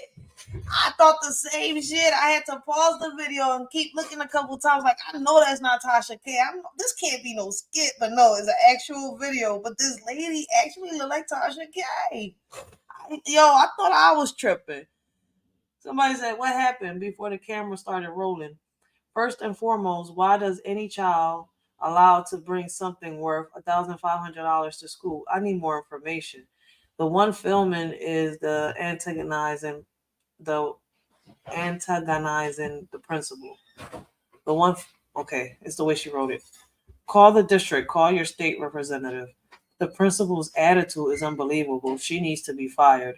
People start recording when things fit their narrative. What happened prior to? This doesn't seem like the initial interaction. Schools are not responsible for the devices students are supposed. That is true. Like, stop sending your kids with them expensive. That's a lot of one of the biggest issues that we're having in these schools, right? Get mad at a shorty for saying this, right? But it's the fact that a lot of these parents are sending their kids with these name brand sneakers, with these iPhones, all this, the stuff that kids get, beat up for, the stuff that kids get bullied for. Like, y'all not getting a lot. Not all these kids are not all in the same economic position. They don't all got the same resources as the next child. And what's crazy is a lot of these parents, a lot of y'all moms out here that are collecting welfare, child support, SSI, and doing all this extra stuff to get money on the side, sitting here making y'all kids think that money is everything when in reality it's not. Like, a lot of these kids are forced into liking all this name brand shit. Why? Because the parents liked it. Like, I've seen so many videos of parents telling their kids, ew, how can you like the Spider-Man sneakers or the X-Men sneaker? How can you like them Yo-Yo CY sneakers? Da-da-da-da. It's not your liking. It's them who's going to put it on. Like, what the fuck they going to do with $100, $200 pair of sneakers? Shit. But mess them up within a couple weeks. And you got to sit here and go buy another one. Hey, but my bad, in the urban community, we think we rich, right? So it starts from home. That's why I showed y'all that video from Ms. Yo Thoughts. Shout out to Ms. Yo Thoughts, y'all. Big shout out to Ms. Yo Thoughts.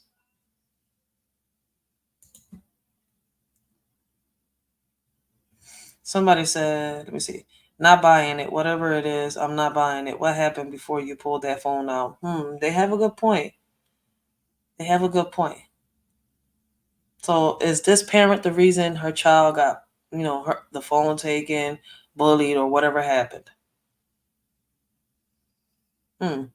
But I can't help and admit that principal look like Tasha K. Next video. But the women of South Korea have gotten so fed up with the misogyny. Oh, girl, wait, hold on.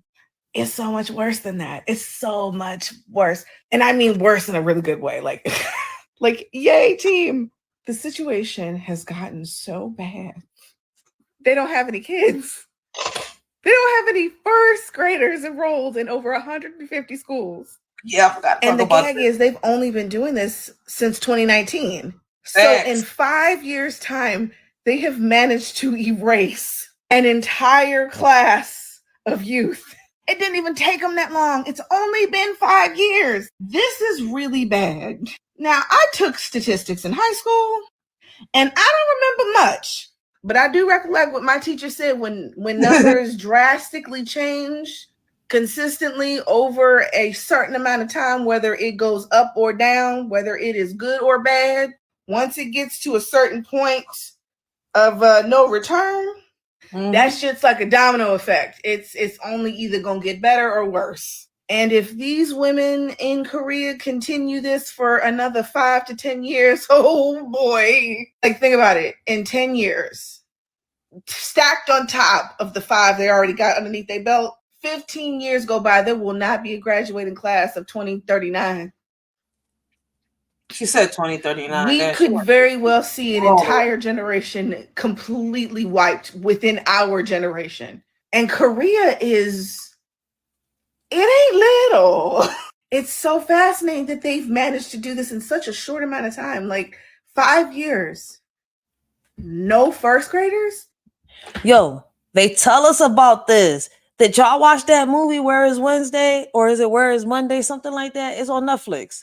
If y'all haven't watched it, go watch it. Type in whichever day of the week it is, either Monday or Wednesday. I think it's Where is Monday, or is it Where is... It's one of the two, man, names. But go check that movie out. They tell us about us. They tell us about this. They warn us about this stuff here in this movie. Everything they've talked about in these damn movies are coming to life. Like, it's 2024. I'm like, yo, I feel like I'm in a whole real life movie theater.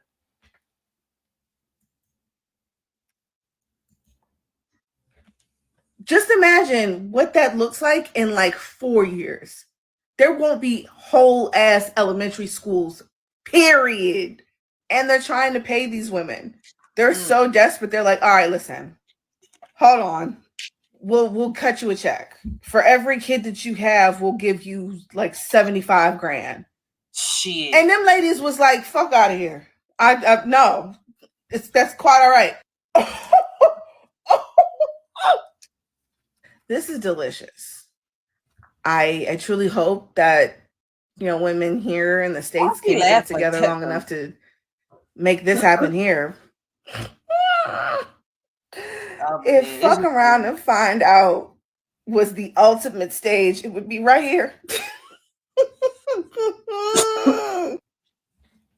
Yo, that's crazy. Let's see the comments, yo.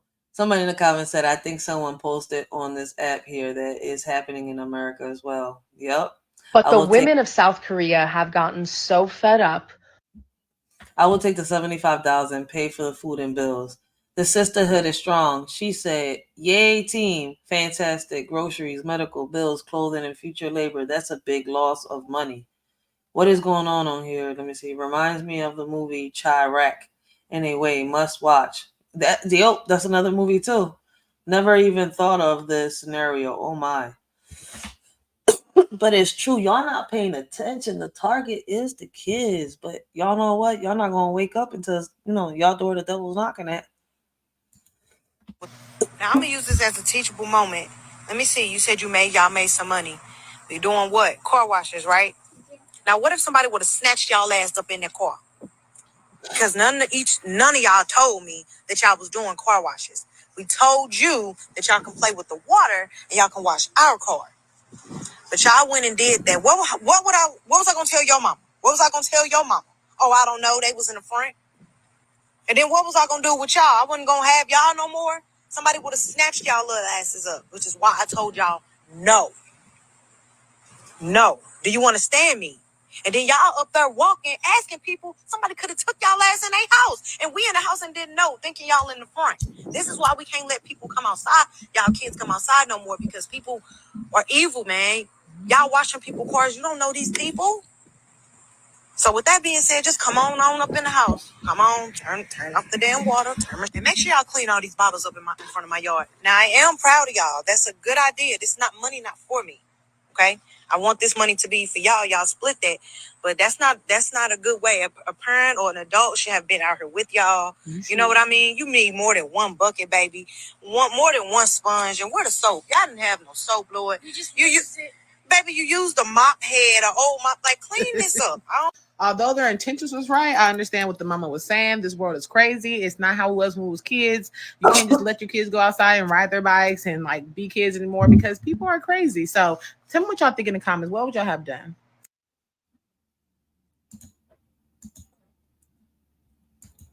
Shit.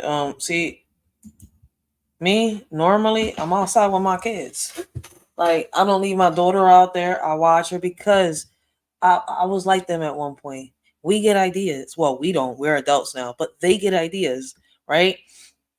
They come up with inventions. They come up with, listen, yo, the things that kids come up with. But these kids come up with some real smart ideas. They want to, make lemonade. They want to wash cars. They want to clean people's fronts. Like, yo, a lot of these kids are like that. And a lot of people don't see that. So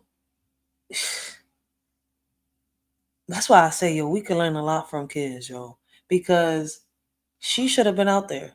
She makes a great point, but she should have been out there with them kids. She knows that they wanted to go out and make some money and clean and do this. She should have been out there, especially when it was her kids and her kids' friends. She was the adult that was supposed to be out there. I'm not trying to drag her, bring her down or nothing. She made a lot of good points because nowadays anybody could have snatched them. And they out there, saying that we'll work for money, we'll do this and we'll do that. Not realizing that anybody could take them into their home. Anybody could snatch them and take them into a car and leave the state. That's why Mom Dukes, you should have been the one out there. What do y'all think? How do y'all feel? Do y'all think that she should have been there or she was right, on letting them play and her being outside inside doing what she had to do? No. In my opinion, no. But I would love to hear what y'all gotta say. What do y'all think? How do y'all feel? Like, would y'all leave y'all kids outside and y'all stay in the house cooking? Without, that means you would have to run out the house to check on them every maybe 5 to 10 seconds. And how is you gonna do that when you could probably be in the bathroom and they all the way over there? Not in this time. See, you were telling them everything right, but the problem is you were the adult that was supposed to be out there. But that's my opinion. So y'all can let a shorty know what y'all think in the comments down below. Like, should she have been with them out there or was she doing the right thing? I have to. Wait. Now I'm gonna use this as a teachable moment. Somebody put, why wasn't she outside with them? This is the perfect example of actual gentle parenting. What kind of adult stays in the house while the kids are out? Glad to see some other comments bring this up. It's been a long time since I've seen a community group cuss out. I think she handled that gracefully, got the point across and still acknowledged their idea. Good mom. It's true, but true hustlers. I feel bad for the kids because I definitely was a kid that walked miles and miles away from home, no phone, and came back every time. But people crazy. I'm an early 90s baby. The community is not the same as it was back growing up. Happy she told them. She ate that butt when she started flaming them with their technique. They look scared, but they need the... It's just that she should have been the adult outside with them. I get it. But she should have been the adults. Let us shorty know what y'all think. This up. This can't be. I have to look this up. This can't be. This can't be. This can't be. The interior. Europeans typically saw only the end results, enslaved people being offered for sale on the coast. It was much the same story in the Ottoman Empire, where those who bought slaves had no idea what these slaves had been through before. The unique position of the Western world in the history, and especially the destruction of slavery, need not imply that there was unanimity within the West on this institution. In addition to whites who defended the enslavement of Africans on racial grounds, or who opposed general emancipation on social grounds, there were many whites, and even blacks, who defended slavery as a matter of self-interest as slave owners.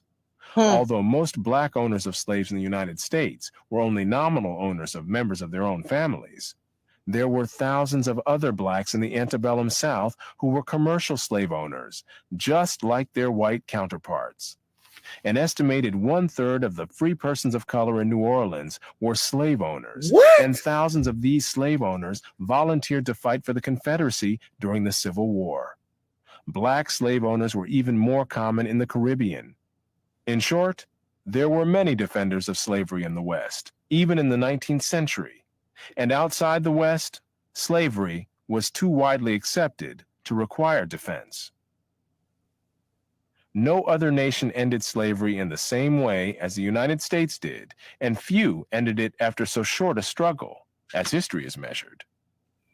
How and why did slavery end in most of the world? There were two major processes.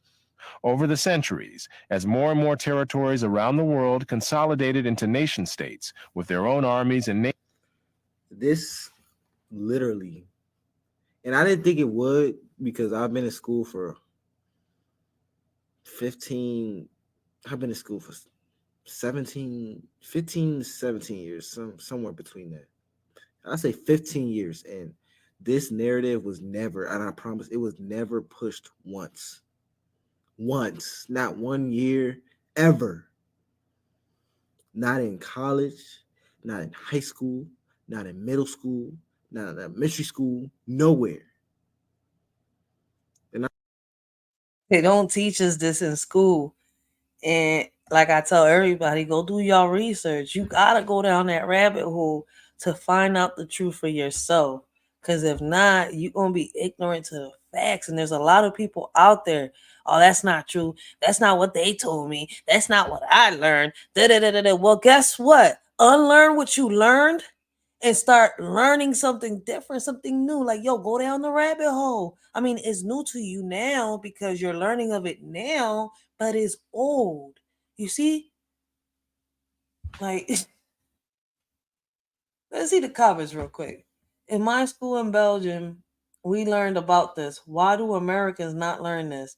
This like mad important. Like, I tell people the same thing. Listen, man, in international countries over there, like third world countries and everything, like in other places, they know the news about us before we even know it. They know everything about us, and we don't even know nothing about us. What we know is what these schools are teaching. Like, what's the point of going to school if they're going to lie to us? They're going to paint this little picture and make us believe this, brainwash the shit out of us. And then by the time we're grown, we're dumbified. We're stupefied.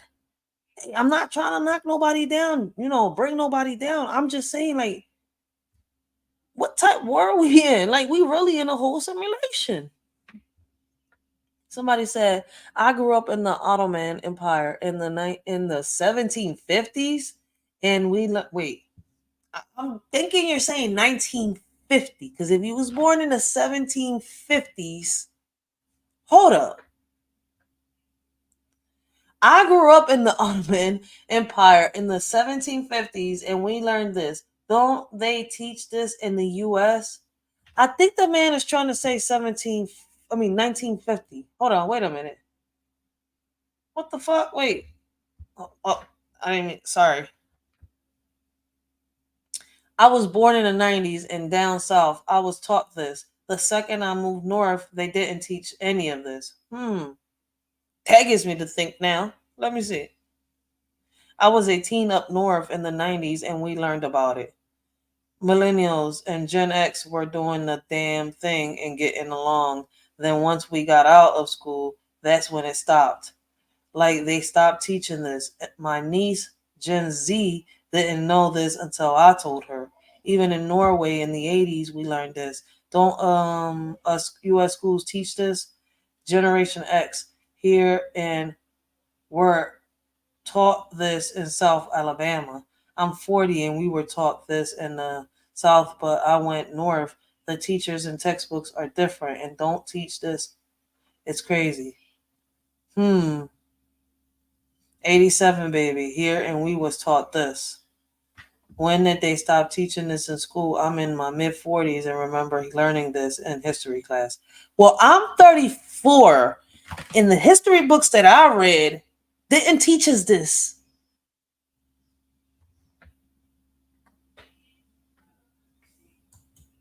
Oh, you gotta watch this. I Shit. have to So look this up. I'm kind of curious.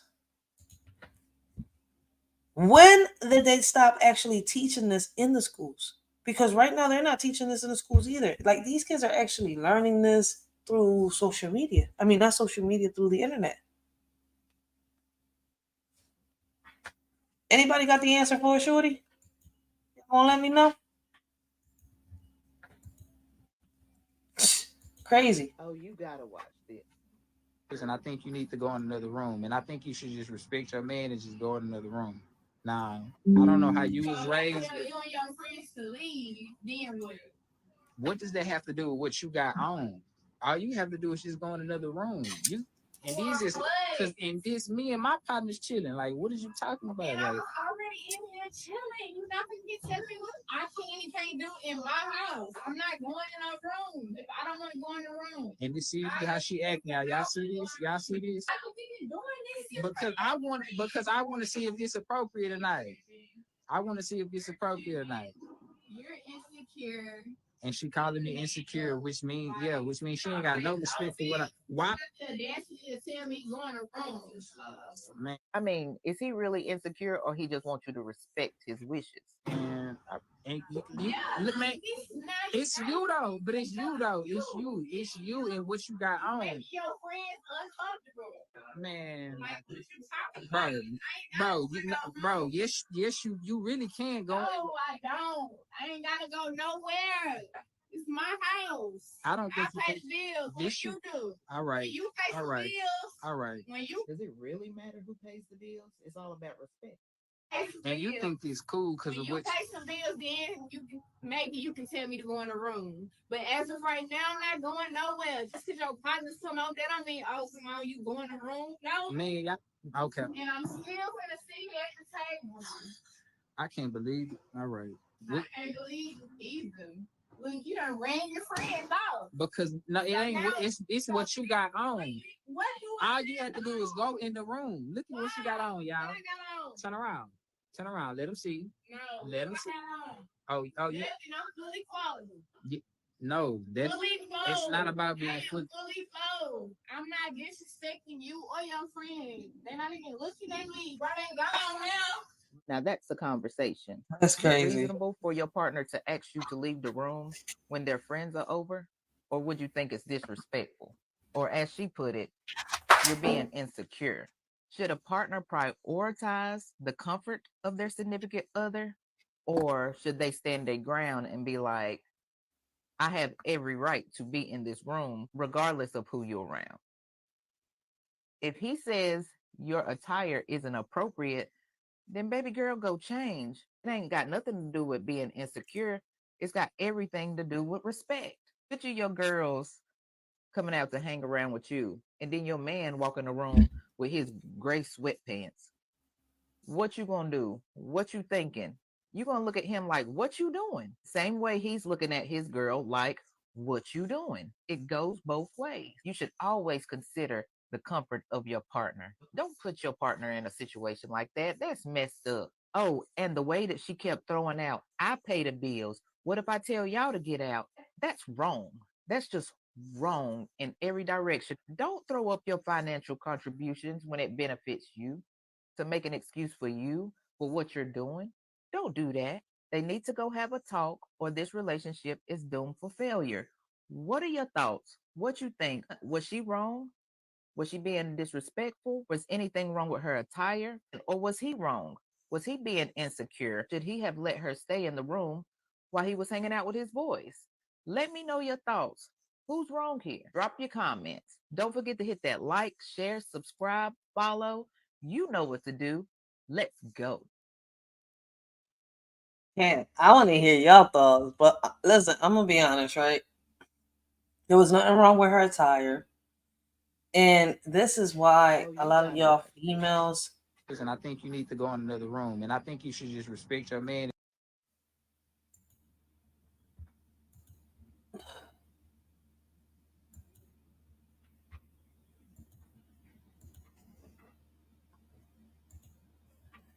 I think this is why a lot of females, right, need to stop supporting a lot of these men. I'm sorry to say it, but this is my opinion, right? Excuse me. I don't see nothing wrong with her attire. They should have had this conversation before his friends came in, or she could have went with him somewhere else in the room, and they could have had this conversation, talked about it, resolved the problem.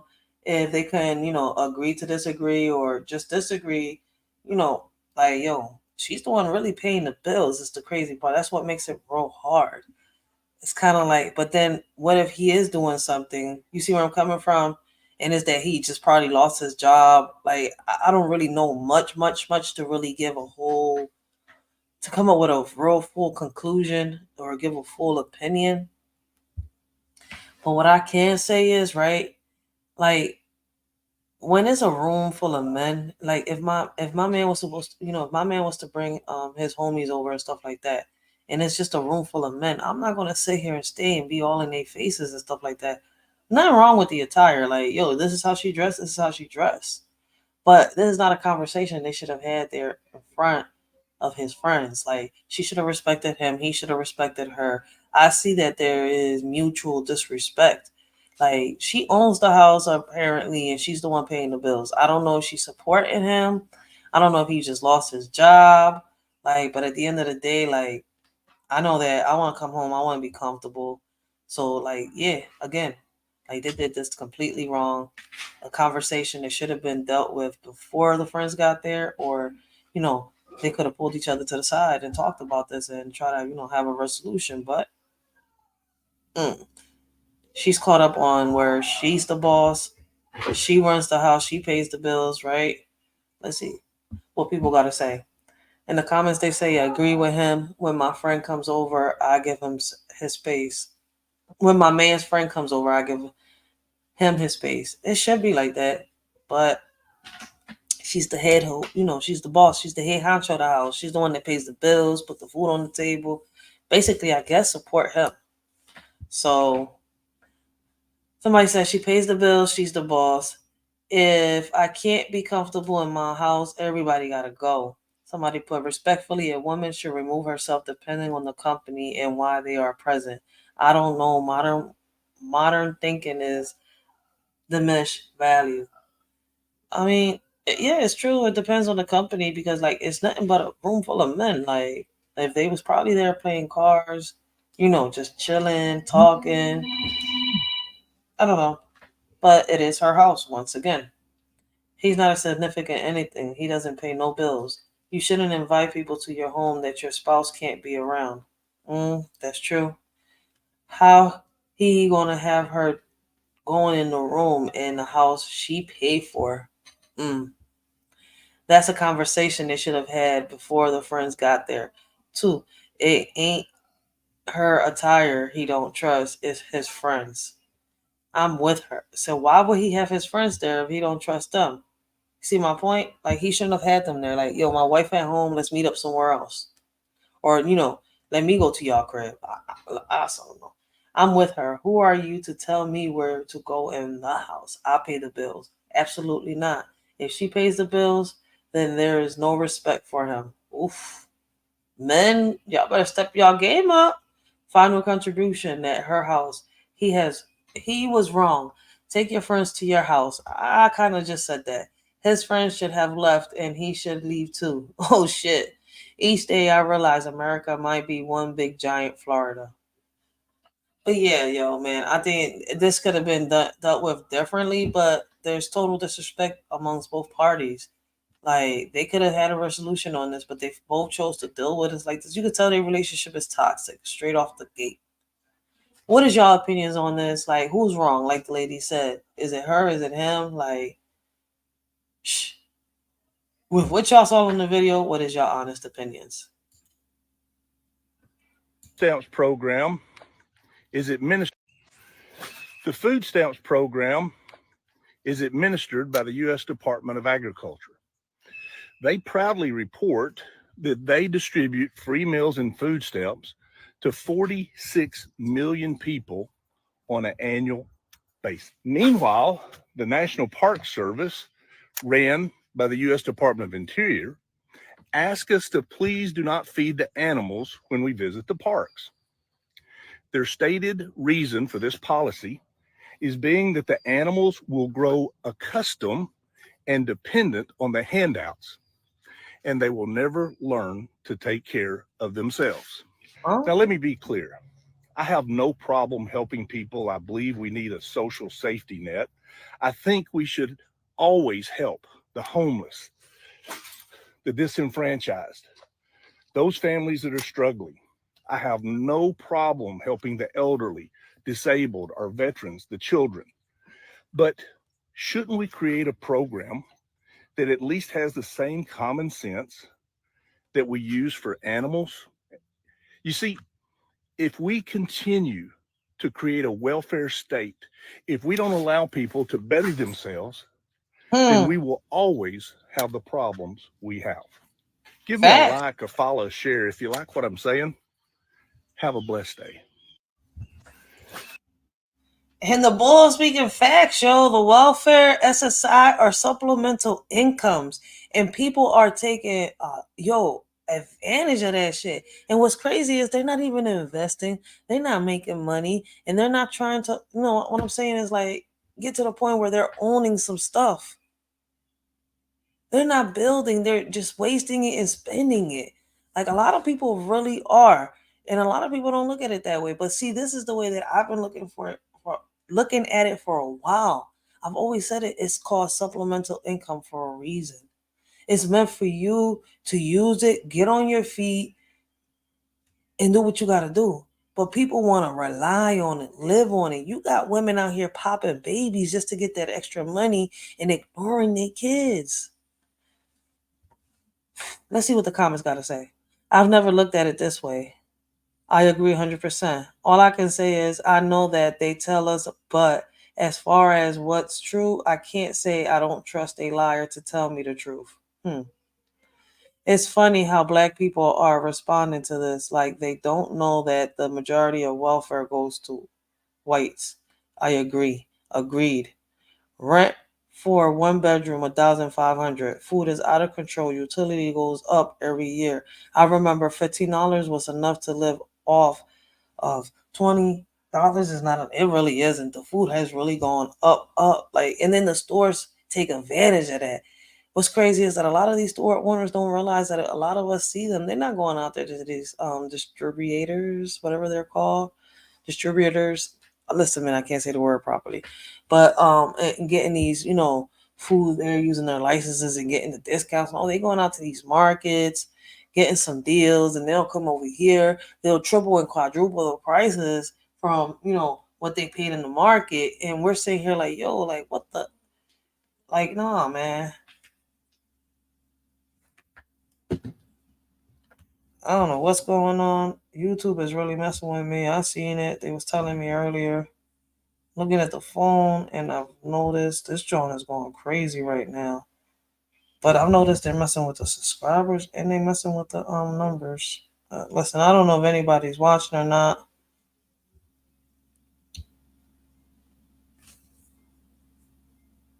But yo, these are topics that need to be talked about. If y'all can, listen, man, hit the like button for a shorty, help her bring awareness. Let's talk about these topics. I would love to hear more YouTubers talk about this, these type of topics. Let's try to bring solutions to the table. Let's see which one fits us, because I keep telling y'all and I keep saying it. I'm not gonna stop. I'm not gonna stop saying it. I'm not. We can make a difference. But Too many people making excuses, too many people scared, too many people afraid. We could actually do our thing out there. So many people see it, but other people out there are blind either to the facts or just know the truth and don't give a about it. Like,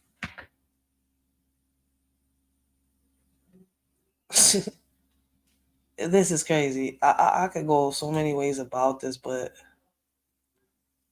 anyways, guys, like I was saying, help a shorty out. Let's keep bringing awareness to these situations. We're not here to judge. We're not here to bring nobody down. And like I said, it's the podcast. Let's talk about it. These topics do really need to be talked about. Like, and I know that they say that more whites use the welfare, right, than any black or Hispanic. But in the urban community, the majority of them depend on this goddamn welfare. Like, it's crazy. That's why I said I don't even see color. Like, we all bleed red at the end of the day. And everybody that's in the United States, whether you black, Chinese, or Hispanic, is getting treated the same way.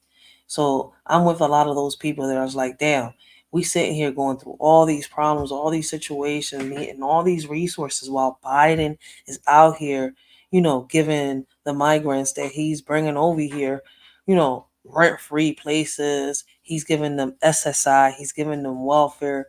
He's doing a lot. And nobody's speaking on that. It's a lot of stuff that we need to be talking about that's currently happening around us. We can find the solutions if we stop, fighting long enough to come up with the solution. Hey, how are you? How you doing? Good. What's going on, man? All right.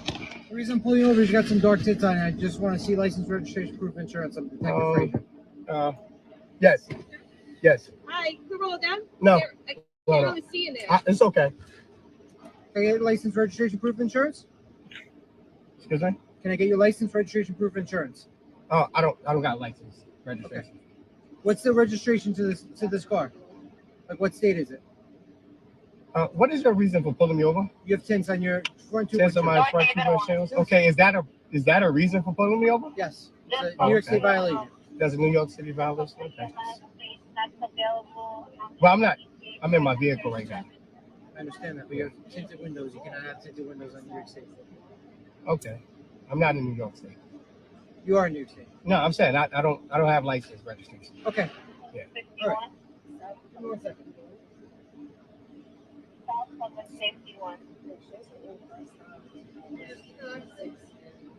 Huh? What seems to be the problem, officer? Like I explained to you, you have tinted windows. Okay, so if that's the problem, but that don't require for you to be pulling me over. Because y'all was behind me. There's a lot of cars riding by me right now. Your plate does not have a state. It's a custom plate that does not have a state. So I cannot. I don't drop. I'm a sovereign citizen. I'm a national, so I don't have to have plates. I can decorate my car any way I want. So what's the hold up?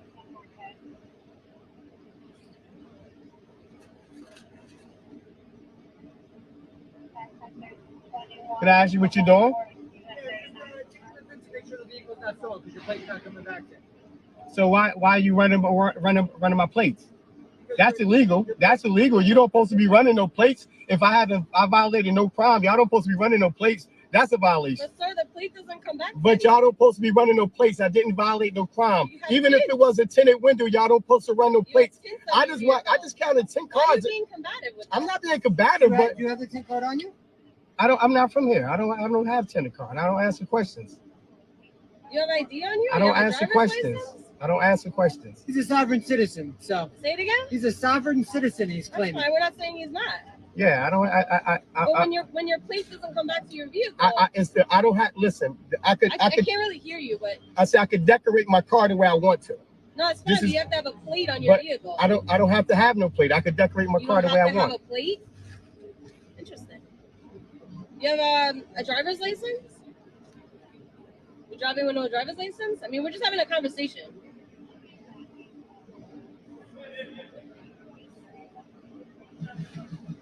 You don't have a driver's license? I plead the fifth. I can't hear you. I plead the fifth. Well, you're actually entitled to produce a driver's license, Alice. I can show you ID. Like, hold them over here. I can show you ID. Yeah, if you have ID. Yes, I can show you ID. So when you have a vehicle, you have to produce ID. Do you have a valid driver's license? I can show you my ID. I don't give up my passport. You can see it. I don't give up my passport. Oh, sir, you don't So have a driver's license? I got a passport. I got my ID. Do you have a driver's license? I plead the fifth. Okay, so what is your name, sir? Let me see your ID again. I plead the fifth. I'm on tape letting them know I plead the fifth. My Fifth Amendment right is said I don't have to speak because they put their lights on behind. Wait, what happened? Is it only on my side? Well, you actually are. You're not producing any driver's license to us. You're telling us you don't need a plate on your vehicle. I struck my Fifth Amendment right. Nobody listened to me when I said I pleaded the fifth. I don't got no first name. I pleaded the fifth. I pleaded the fifth. I'm pleading the fifth. Okay.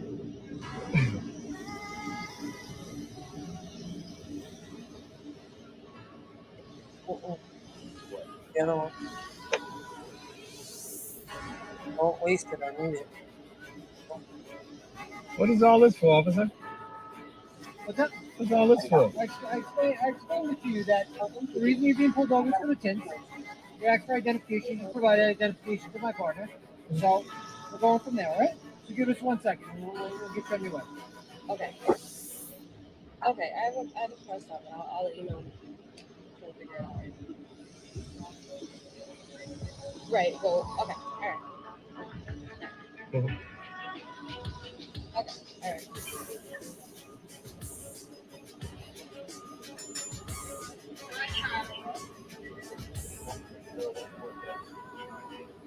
You showed me my passport. So, you saw his passport, right? Yes, I got it on camera. Well, I didn't get your first name, sir. I have to do a report. You don't have to do no report on me, ma'am, and I plead the fifth. I showed you my ID.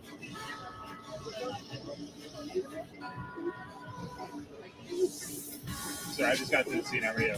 All right. Board. Thanks, everything with you. Can I just see your passport, please? I showed it to her already. Huh? I just showed it to her. All right, well, I would like to see it now. I don't show it twice. Huh? I plead the fifth. Plead the fifth? Yes. Why is that? I would like to identify you. Fifth Amendment right is being violated. I identified myself 2 times already. Sir, you're on a public highway. No, I invited myself 2 times. It doesn't mean a public highway. I pleaded the fifth. That means you cannot question me no more. So we're allowed to identify you. I identified myself already, sir. I just got to the scene. I identified myself with 2 other officers. I don't have to keep identifying myself. It's not against the law. You don't have to keep identifying yourself. You don't have to keep identifying yourself. You do me a favor? Sure. This is what we're going to do, all right? I understand you're claiming you're a sovereign citizen and stuff like that. Just so you know, tints in New York State, you cannot have in the front windshield, the front 2 windows of your vehicle, all right? You cannot have any sort of tints. It's illegal in New York State, all right? So what we're going to do is we're going to let you go with a warning. We're going to document everything that we stopped you and all that, all right? Okay. Have a great day. You too.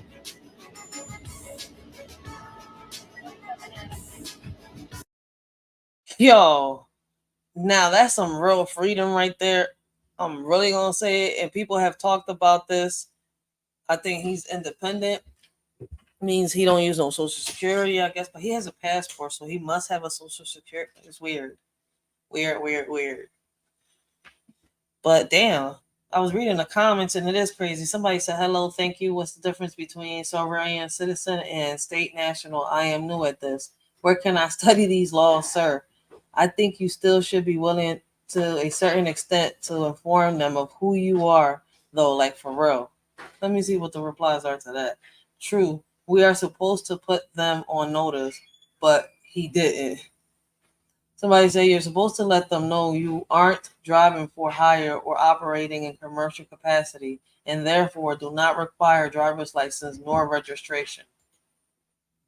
They just going to keep giving people a hard time. He pled the fifth instead on business. Now he going about his day. That's a fact. He knew his laws. He knew his rights. And the crazy part about it is this John happened in Jersey. Somebody said, I'm from New Jersey. I wonder if all this really works. I'm from Jersey. I do it all the time. Oh, of course, but not with fear. Of course, it does not work. Don't listen to people on here. You will end up in jail if TikTok is your source of info. Facts. But that's law. Bye. Wait, what? I don't understand. You mean I can drive around without a license and tags even though my license is revoked?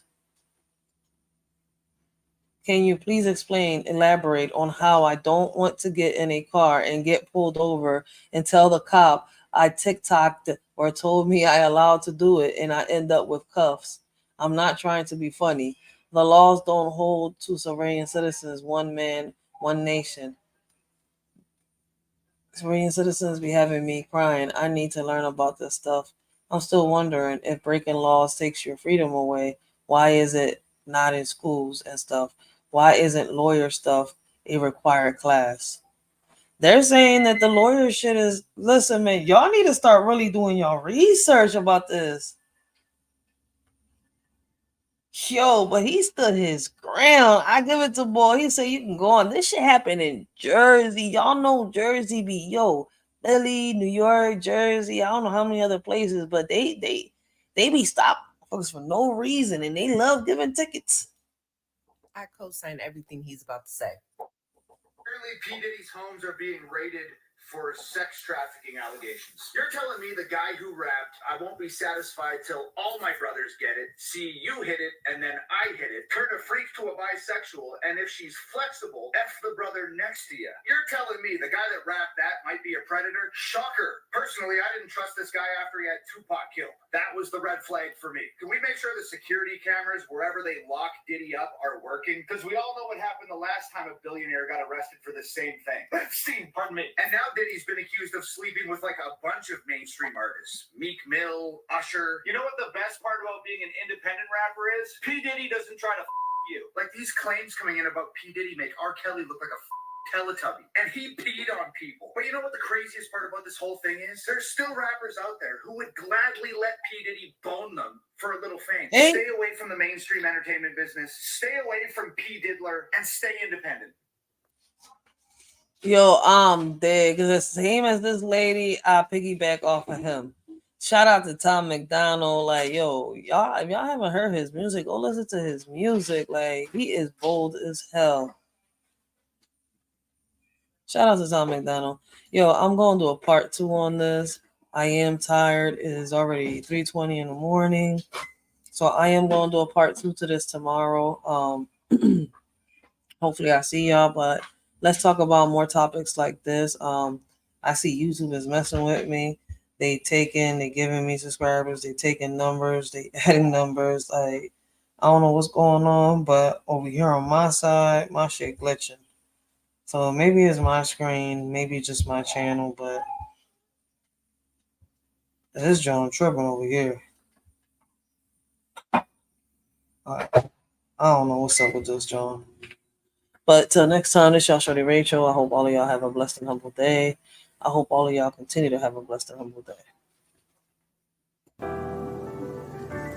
You got motherfuckers talking about that they want to make a change, they want to make a difference, but still stuck in the same phase. You got motherfuckers talking about that they want to chase a bag, but stay at home and nag.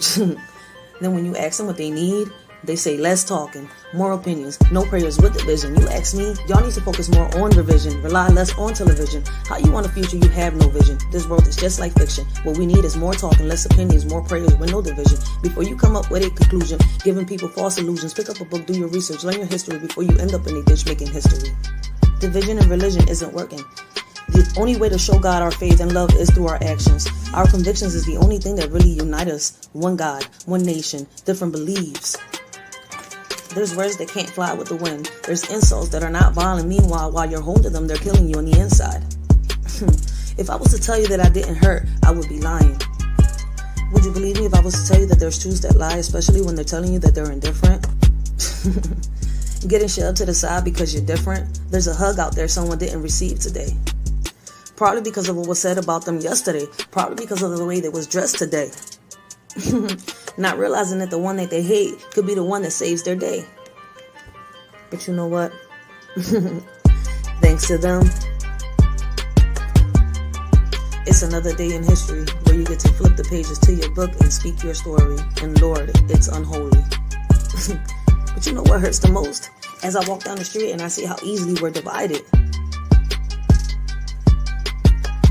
When we all should be united. One body, one mind, one soul, a million talents. Lord, without you, we're all divided. Forgive them, Lord, for they don't know any better. They don't know that there's someone out there that loves them.